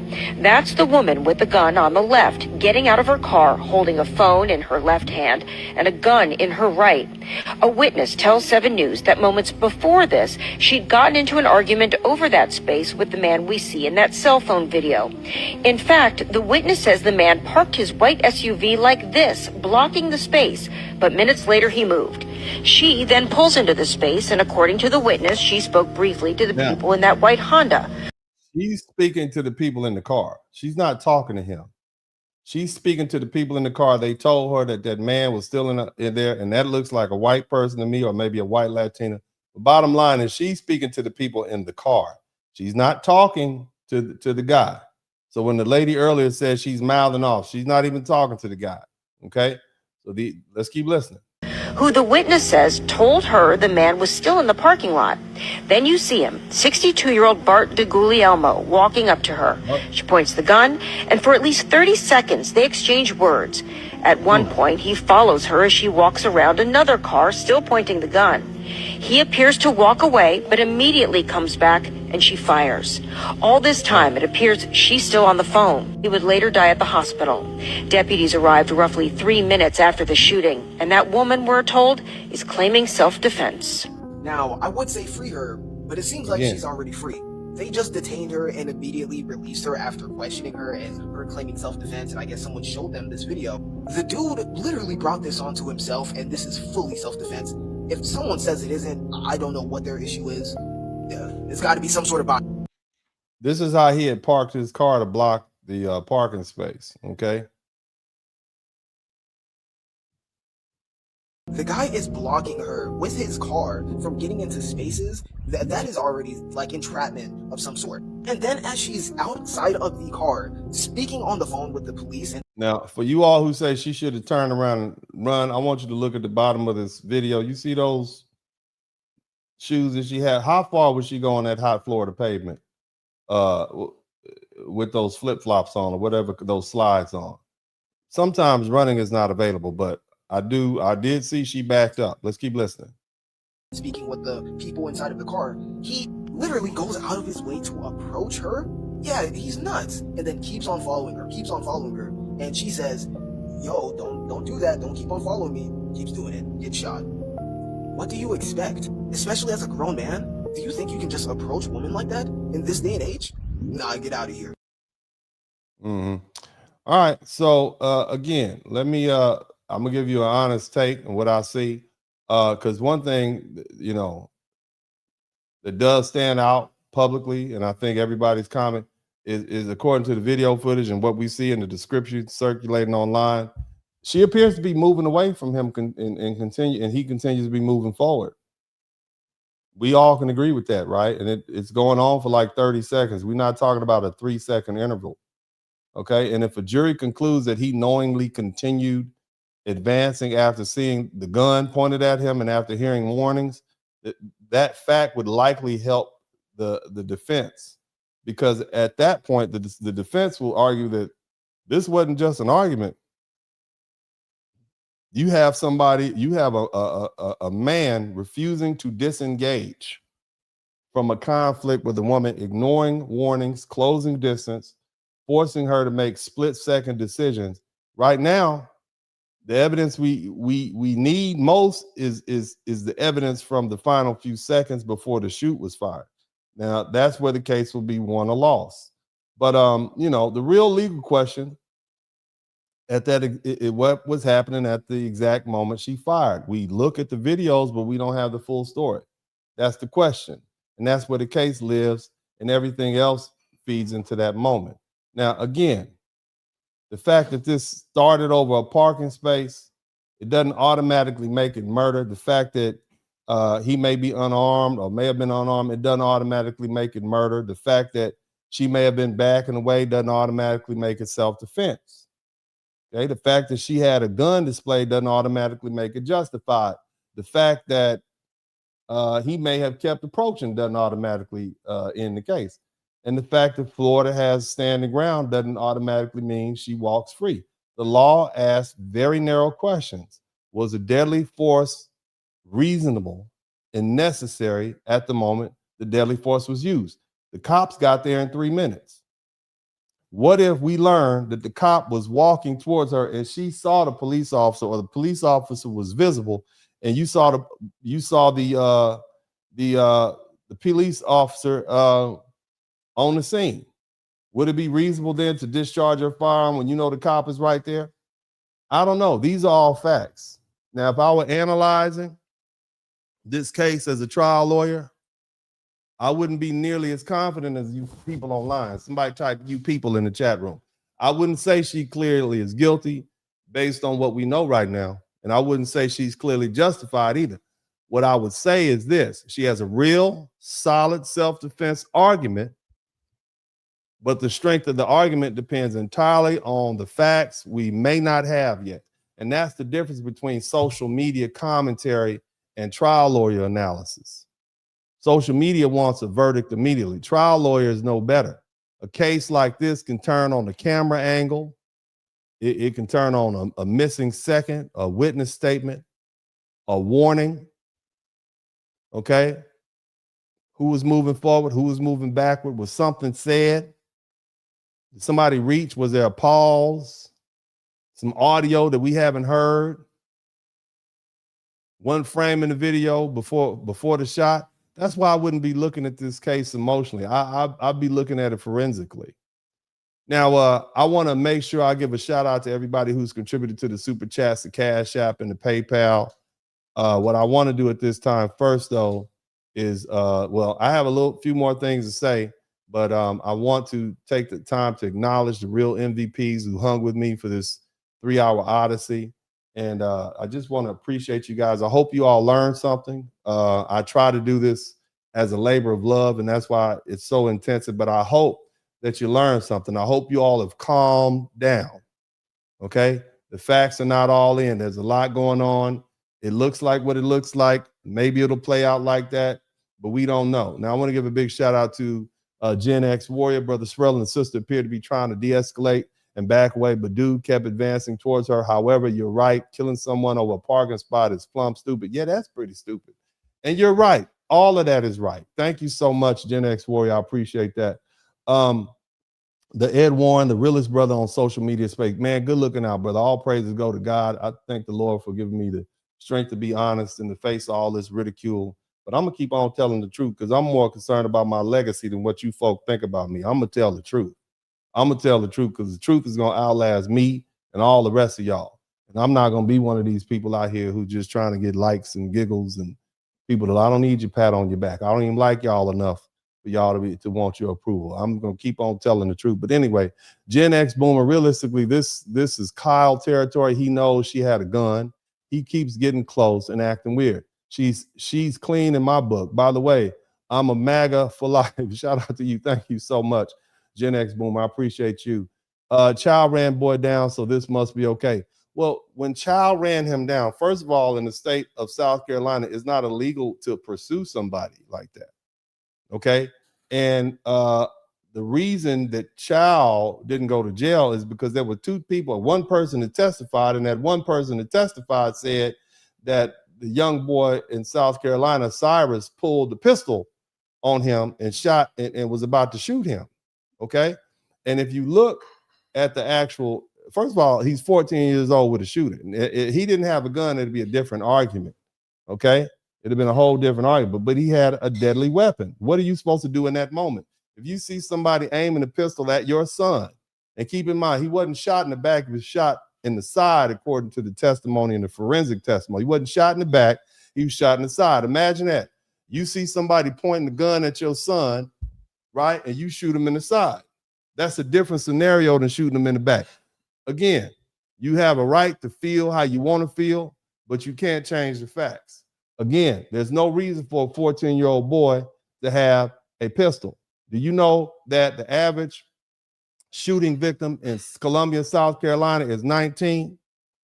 Do you think that the 5 jurors, because it was 12 jurors, 5 of them were black, and all of them found Rick Child not guilty? So what does that tell you about the mindset of the black people, in that they are tired? They are tired of young people coming up dead from shootings. What does that tell you? Now, you could be mad at me for telling you the facts, but they acquitted him. And there was 5 black jurors. Any one of them could have held out, and he could have got manslaughter, a lesser included charge, but they didn't. They acquitted him because the black people in South Carolina, Columbia, South Carolina, are tired of these young fools with guns. That's what it is. And you don't have to like what I'm saying, but this is what's going on all across America. People are tired of these young fools with guns. I hate to say it. Rest in peace to the little boy Cyrus, but there's no way a 14-year-old child should be running around with a semi-automatic pistol. You think that's safe? Huh? Do you think it's safe? Huh? Do you want let's just give all the 14-year-olds, let's go to the middle school and give all the 14-year-olds pistols. Let's see how safe society is after a while. You tell me. Somebody type coon in the chat room. Somebody type bougie in the chat room. Somebody type boule in the chat room. What we're going to do, all you black people who disagree, who think that this was a bad shoot, he had no, I want you to give all the 14-year-old guns in your neighborhood, for all the 14-year-olds in your neighborhood, give them pistols fully loaded. I want hollow points for each one of them. Go pass them out. Pull up the truck, pass them out like ice cream cones. All right? That's what I want you to do. I want you to do. If you feel like it was, go ahead and do it. Let's see what happens. And then you begin, and when you decide no otherwise, now you see how the black jurors in Columbia, South Carolina felt. You understand what I'm saying? Go ahead. Let's do it. Let's see what happened. Now, y'all both, because see, I'm from South Central LA. I know what it's like to be around a bunch of young people with semi-automatic pistols acting crazy. You bet it was the murder capital of America. But the whole time I was there, somebody typed whole time. I know what it's like. They will find any reason to shoot you. It's the home of the drive-by.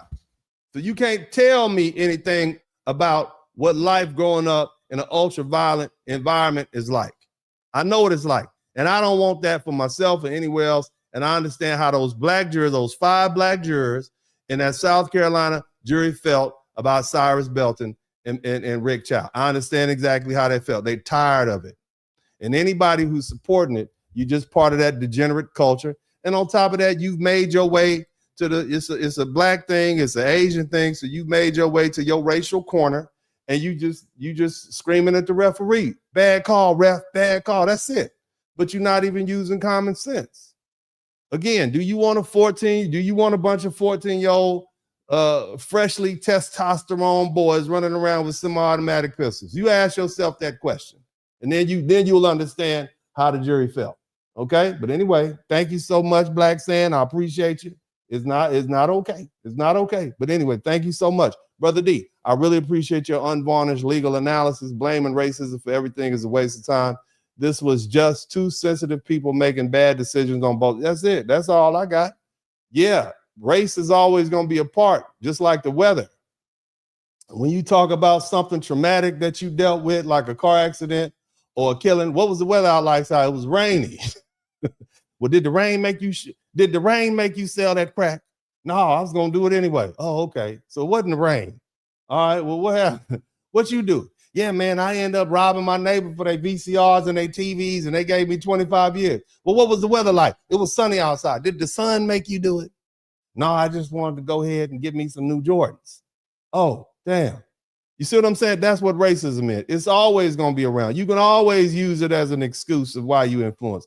But what we have to do is narrow this thing down so we can begin to learn and do. And it's not black and white. All of y'all, all of you America, all of you people play the race game. It's our favorite sport. We find enjoyment in it. We talk about it.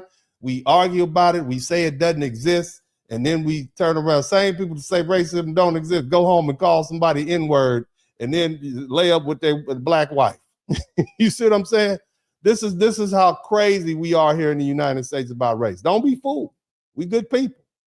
We wonderful people, but we are definitely all racist. You can't be here 500 years and not be touched by a little racism. But anyway, thank you so much. Big J, not trying to make it about race, but it ain't funny how white people try to analyze every nook and cranny of the law when it's a white person on the bad end of the stick. I get that, brother. But look at all the black people saying, she justified. She justified. You ain't even know. You don't even have all the facts yet.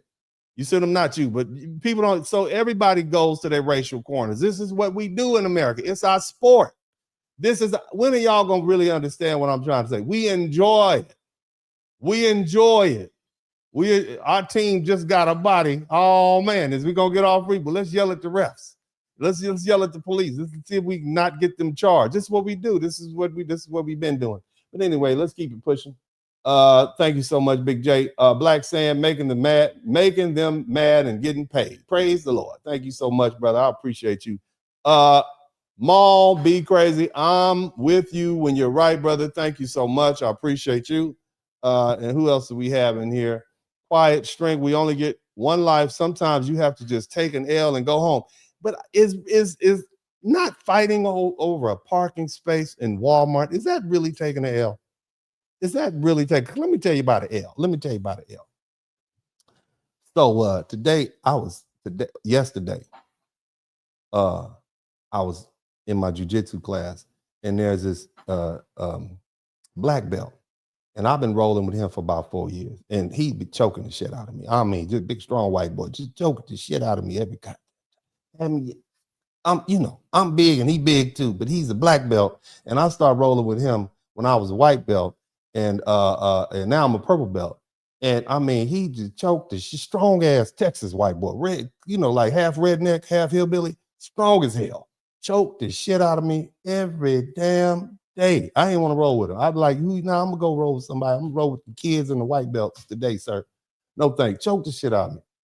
So yesterday was the first time. Yesterday I got his ass. What I did was I got him in side control. Okay. And then I put my gi in my mouth like that.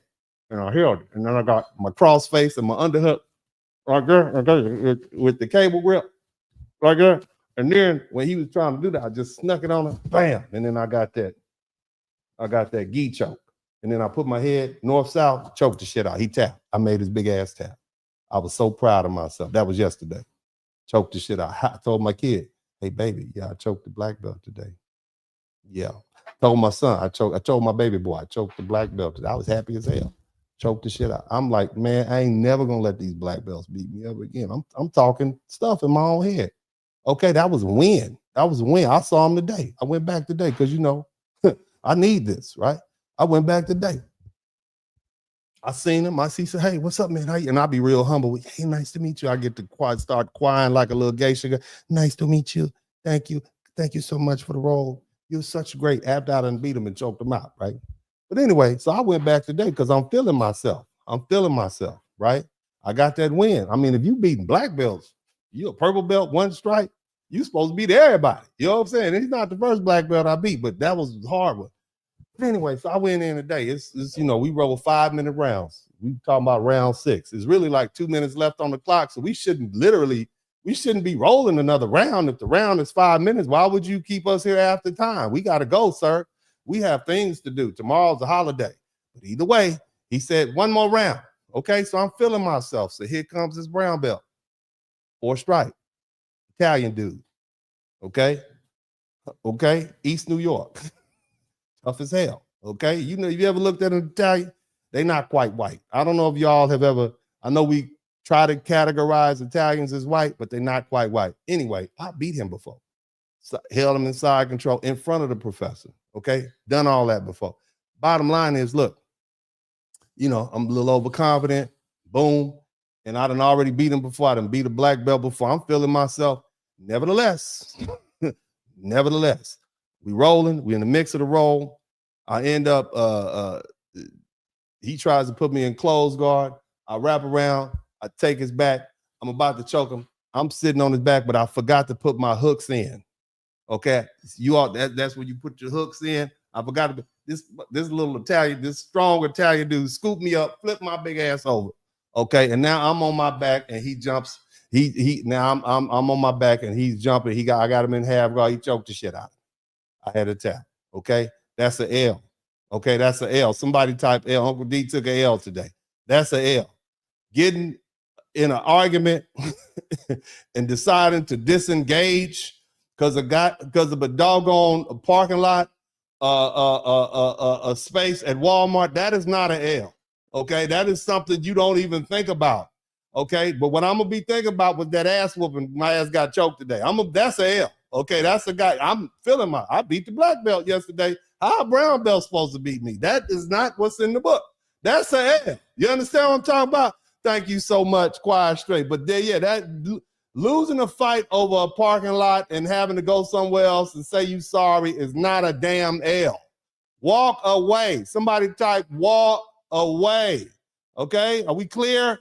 Did y'all? I know it took me a while to get that point.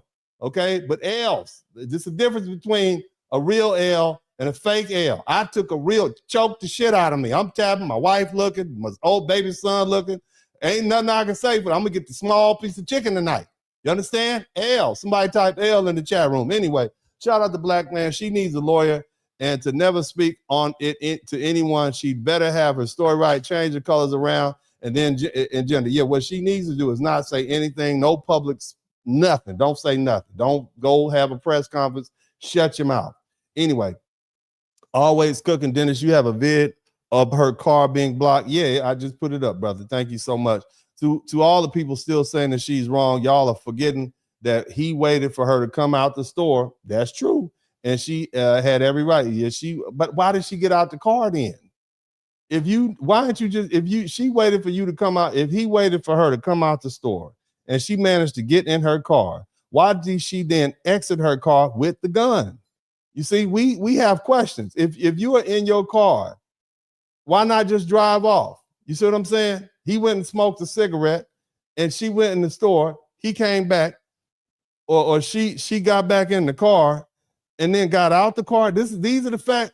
Bro, we need more investigation. You understand? You see how that changes the scenario? That means that she then went forth and looked for the confrontation. Think about this. And see, Big J, this is why we need to know. We don't know.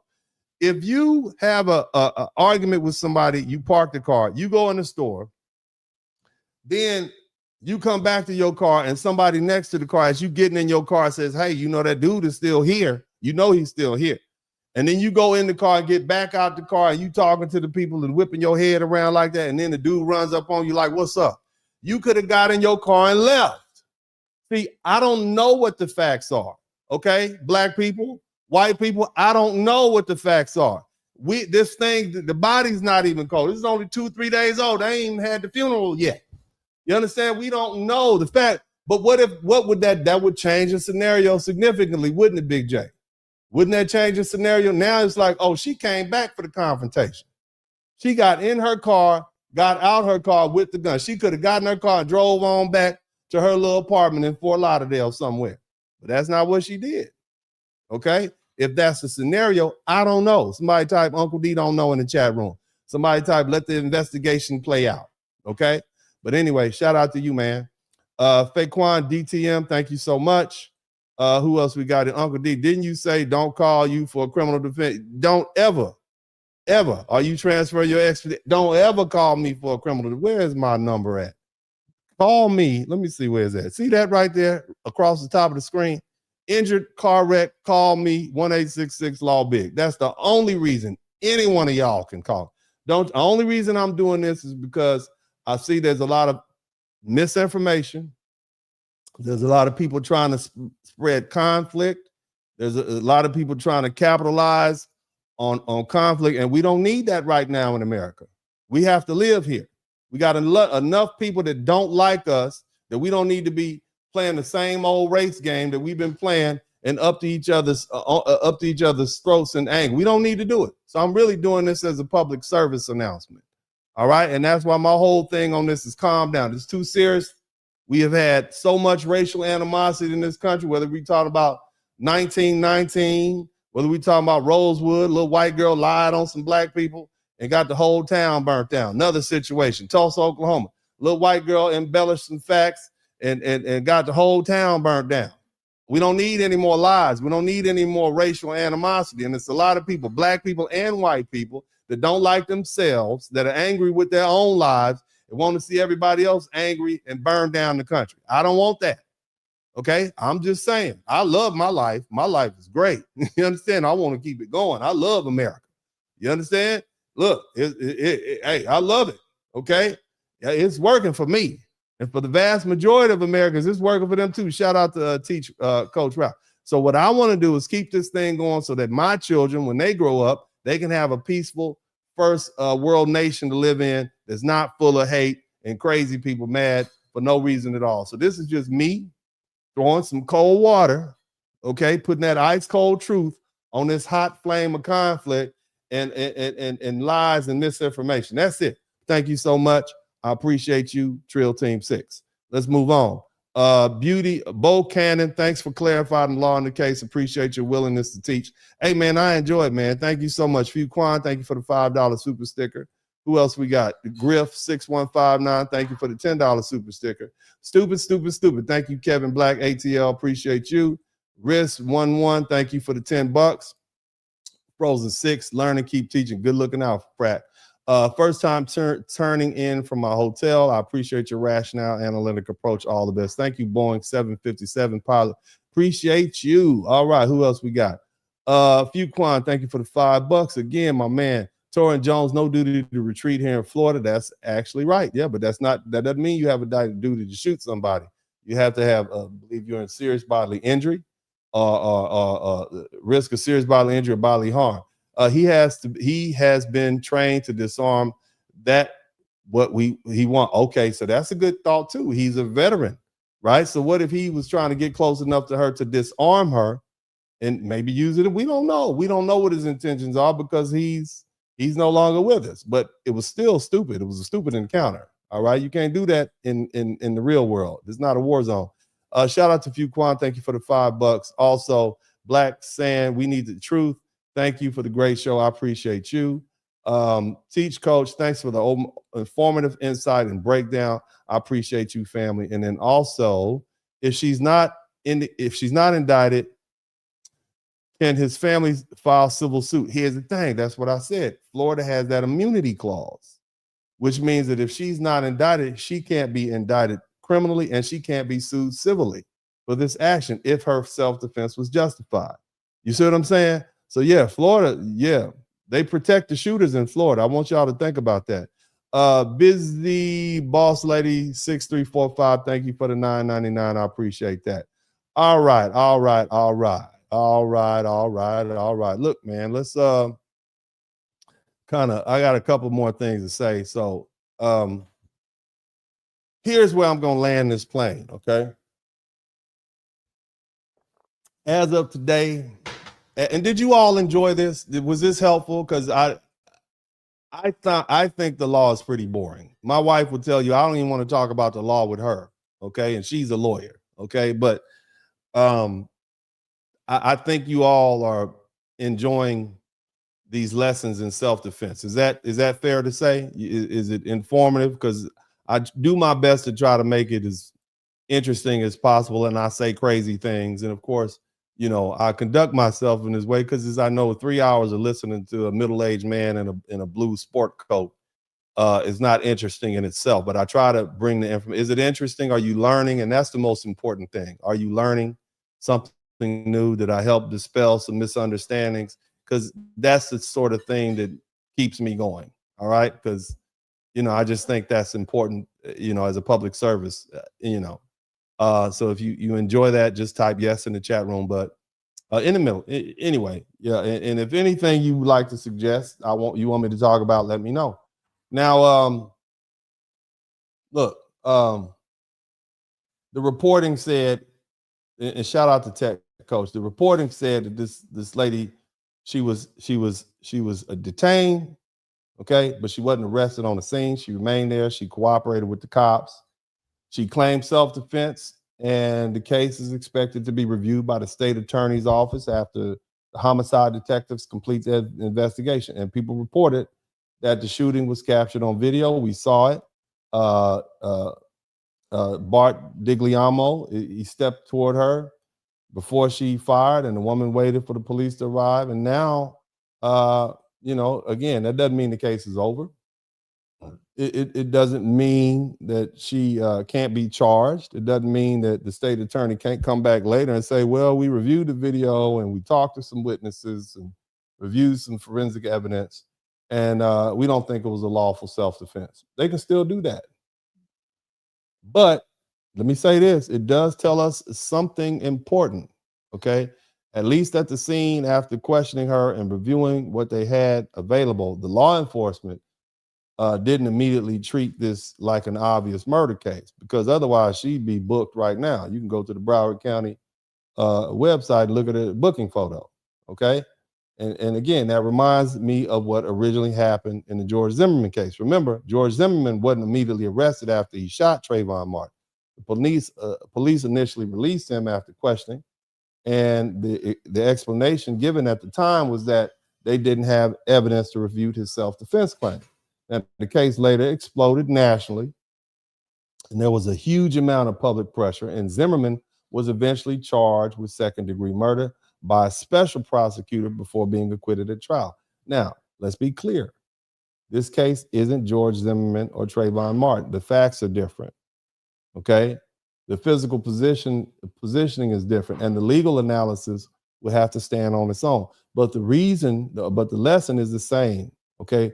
Early law enforcement decisions don't always end the matter. Sometimes the police decline to arrest because the facts appear to support self-defense. Sometimes public pressure changes the posture of the case. Sometimes prosecutors later decide to file charges. Sometimes they don't. And that's why people need to slow down and calm down, okay?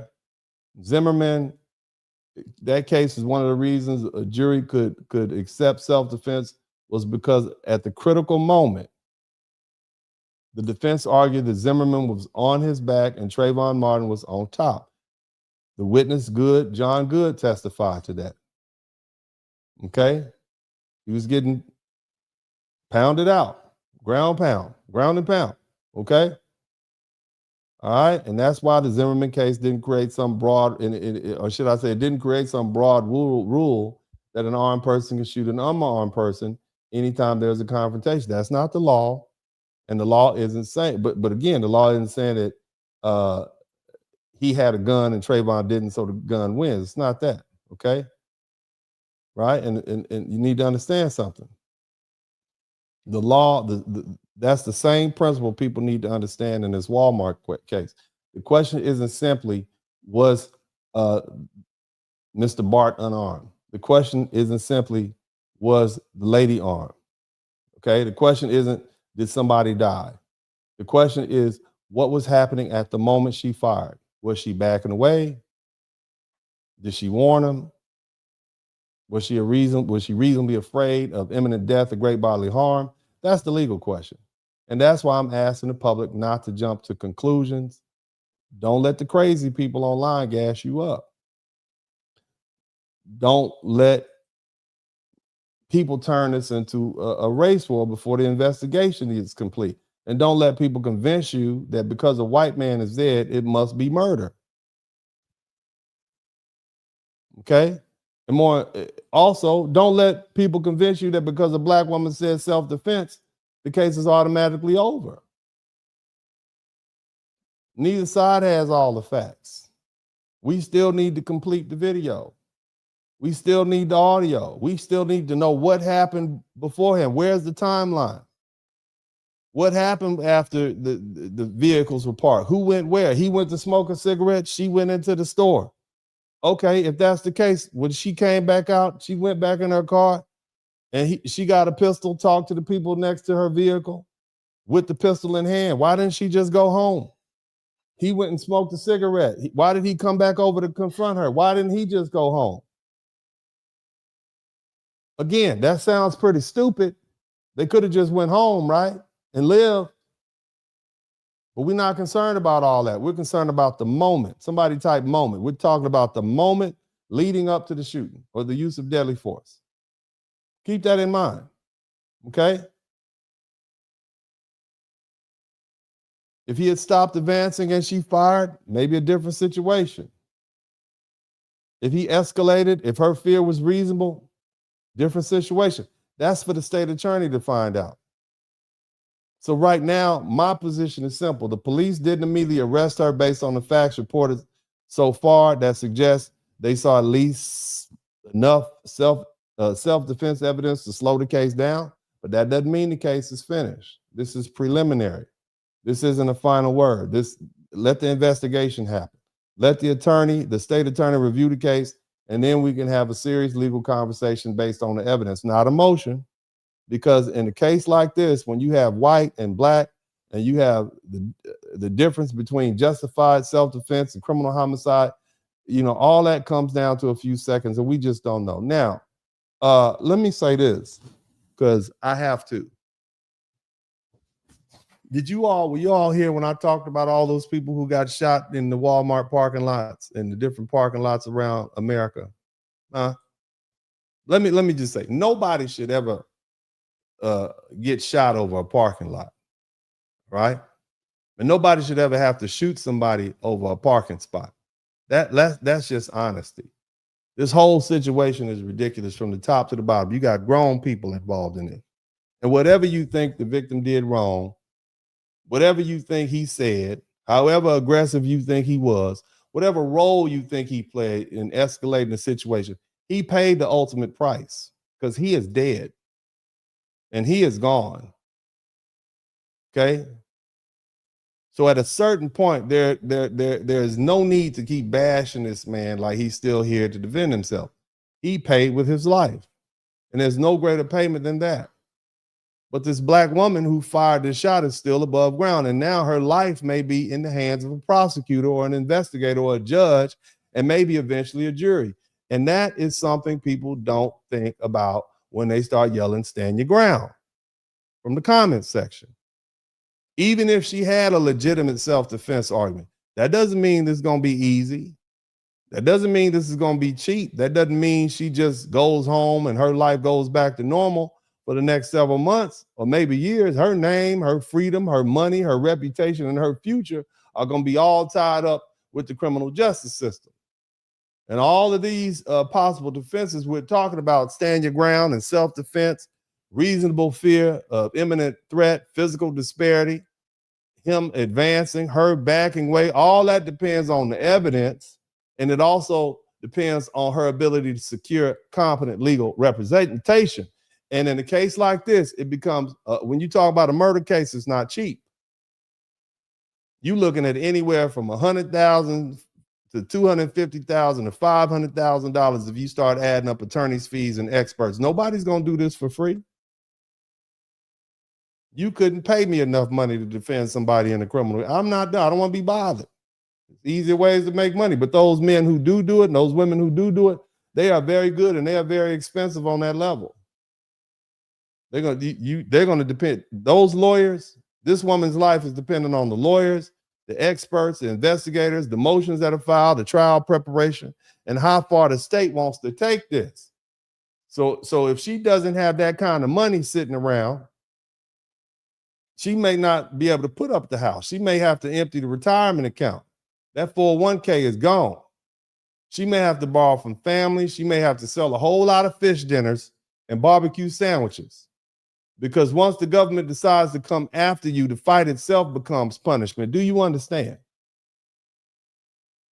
All that because she wanted to fight with a man over a parking spot. I want you to listen to your whole 401k is zeroed out because your ego wouldn't let you drive away from a parking spot that you felt entitled to. I want you to think about that now again. The other man is dead. He's paid his price. No more we can do to him. And here's the cold part about it. Even if she has a good defense, nothing is guaranteed.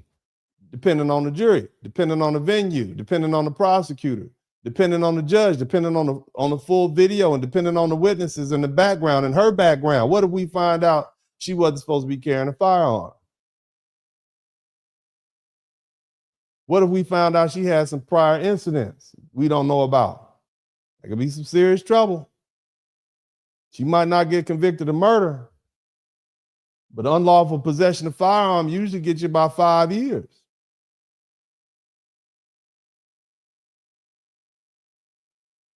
We don't know if she had any prior confrontation. We don't know the facts that help or hurt. And people also need to understand something else. Because again, once you get the legal system, they're going to run everything on you. She has a prior here, she has a prior there. And they're going to make the determination whether or not you're a good person that did something bad or whether or not you're a habitual criminal. Because oftentimes these things lead up. I'm just saying, this is what you do. You put your laying hands in the life of the government. You don't want to do it. Somebody type walk away. Even if the prosecutors can't prove the highest charge, murder, second-degree murder, there are lesser included alternative charges in criminal cases.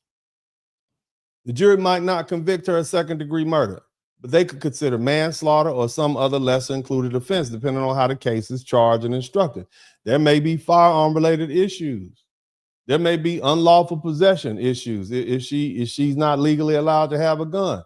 There may be other charges we're not even thinking about yet because we don't have the full facts. So when people say she's going to walk or she's going to prison, y'all are talking too fast. We don't know yet. And that's why the best advice I can give anyone is simple. Walk away. Unless you are genuinely concerned about the safety of yourself or your family, unless somebody is actively trying to seriously hurt you or take your life, walk away. It's not worth it. Give them the Rolex. Give them the keys to the car. Give them the wallet. Okay? You can replace all that property. You can get another watch and another wallet, another car. You can get another parking space. You can go to another store. Hell, you can call Instacart. You can have Walmart deliver it. You can have Amazon bring it right to the house. But what you can't do is undo a killing. You can't unshoot somebody. You can't get your freedom back once the state decides to make an example out of you. And if you're one of the one who dies, you don't get to come back and explain your side of the story. And this entire situation could have been avoided. That's the part people don't want to sit with. This was a parking space at Walmart, a piece of pavement outside of a billionaire corporation, a multinational corporation, a corporation that will hose that blood off the ground the same night and open back up the next morning. Somebody parking in that parking space right now. Don't even know you died right there. Don't even know you shot somebody right there. You're never going to be able to put a memorial up of yourself because it's private property. And Walmart is going to keep making money. The parking lot is still going to be full. People are still going to be fighting over parking spaces. And one person is dead while another person might spend the next several years trying to stay out of prison. And for everybody playing the racial bowl game. I know it's fun. This is what we do. We love that here in America. People are running into their racial corners, calling plays, trying to influence the referee and / judges. I mean, the legal system. But I just showed you dozens of cases where people died over parking spots and parking lots and stupid driving disputes. And many of those cases involve people of the same race or nothing to do with racial or storyline. People are just trying to force that into this case. You see? If race wasn't involved in it, nobody made this a national racial referendum. Nobody turned into a team sport. But the moment it's a black woman or a black person and a white person, all right, now everybody has to put on a jersey and pick a side. And that's not serious. That's tribalism. And tribalism makes people stupid. And now I heard this lawyer in Florida who called this a free kill. I would never say something like that. I think that is reckless and crude and disrespectful. And see, that's what I think. I think that's what that young lawyer said. I think it's very disrespectful. I think, somebody dead. Now, I may say a situation was stupid, and I'll say both parties made stupid decisions. I may say the public is acting stupid by turning everything into race before the investigation is complete, but I would not reduce a dead man to the phrase like free kill. And I think that's unfortunate because the person died and his family is grieving, and his grandchildren are going to hear that, and his daughter is going to hear that. And the woman who shot him may be facing a fight for her life. So nothing about this is free. So what I'm trying to explain to you all in my last few minutes here is simple. Walk away. Don't let pride put you in prison. Don't let disrespect put you in a casket. And don't let a parking spot turn you into a defendant or a corpse, because at the end of the day, Walmart still is going to be open and the parking lot is still going to be there. And the only people who will truly pay are the dead man and the shooter and the families left behind. Again, walk away. Sometimes walking away starts with saying something you don't even believe.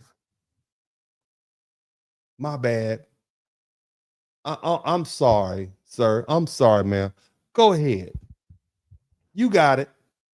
I'll find another one. Even if you weren't wrong, even if you were there first, even if they were the one acting stupid first, even if they were the one who came at you sideways, say whatever you need to say to get out that conflict alive and free. Because being right in a parking lot dispute doesn't matter if you end up dead. And being right doesn't matter if you end up fighting a murder charge for the next 3-4 years. Let me run this back to you all. If you are genuinely concerned about the safety of yourself or your family, unless somebody is actively trying to seriously hurt you or take your life, walk away. Apologize and walk away. Let them win. Let them have that parking space. Let them in. They cut you off. Let them go on. Let them have the last word. Let them feel big for 30 seconds. It does not matter.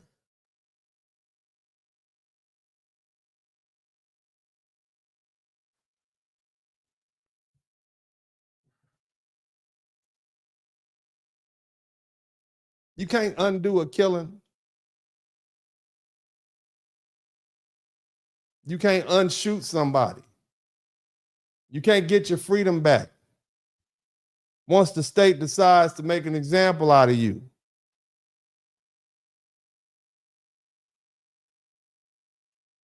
And if you're the one who dies,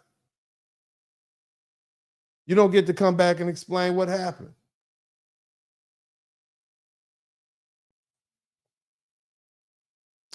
I appreciate you all. This is Uncle D, as always said this time. I'm out.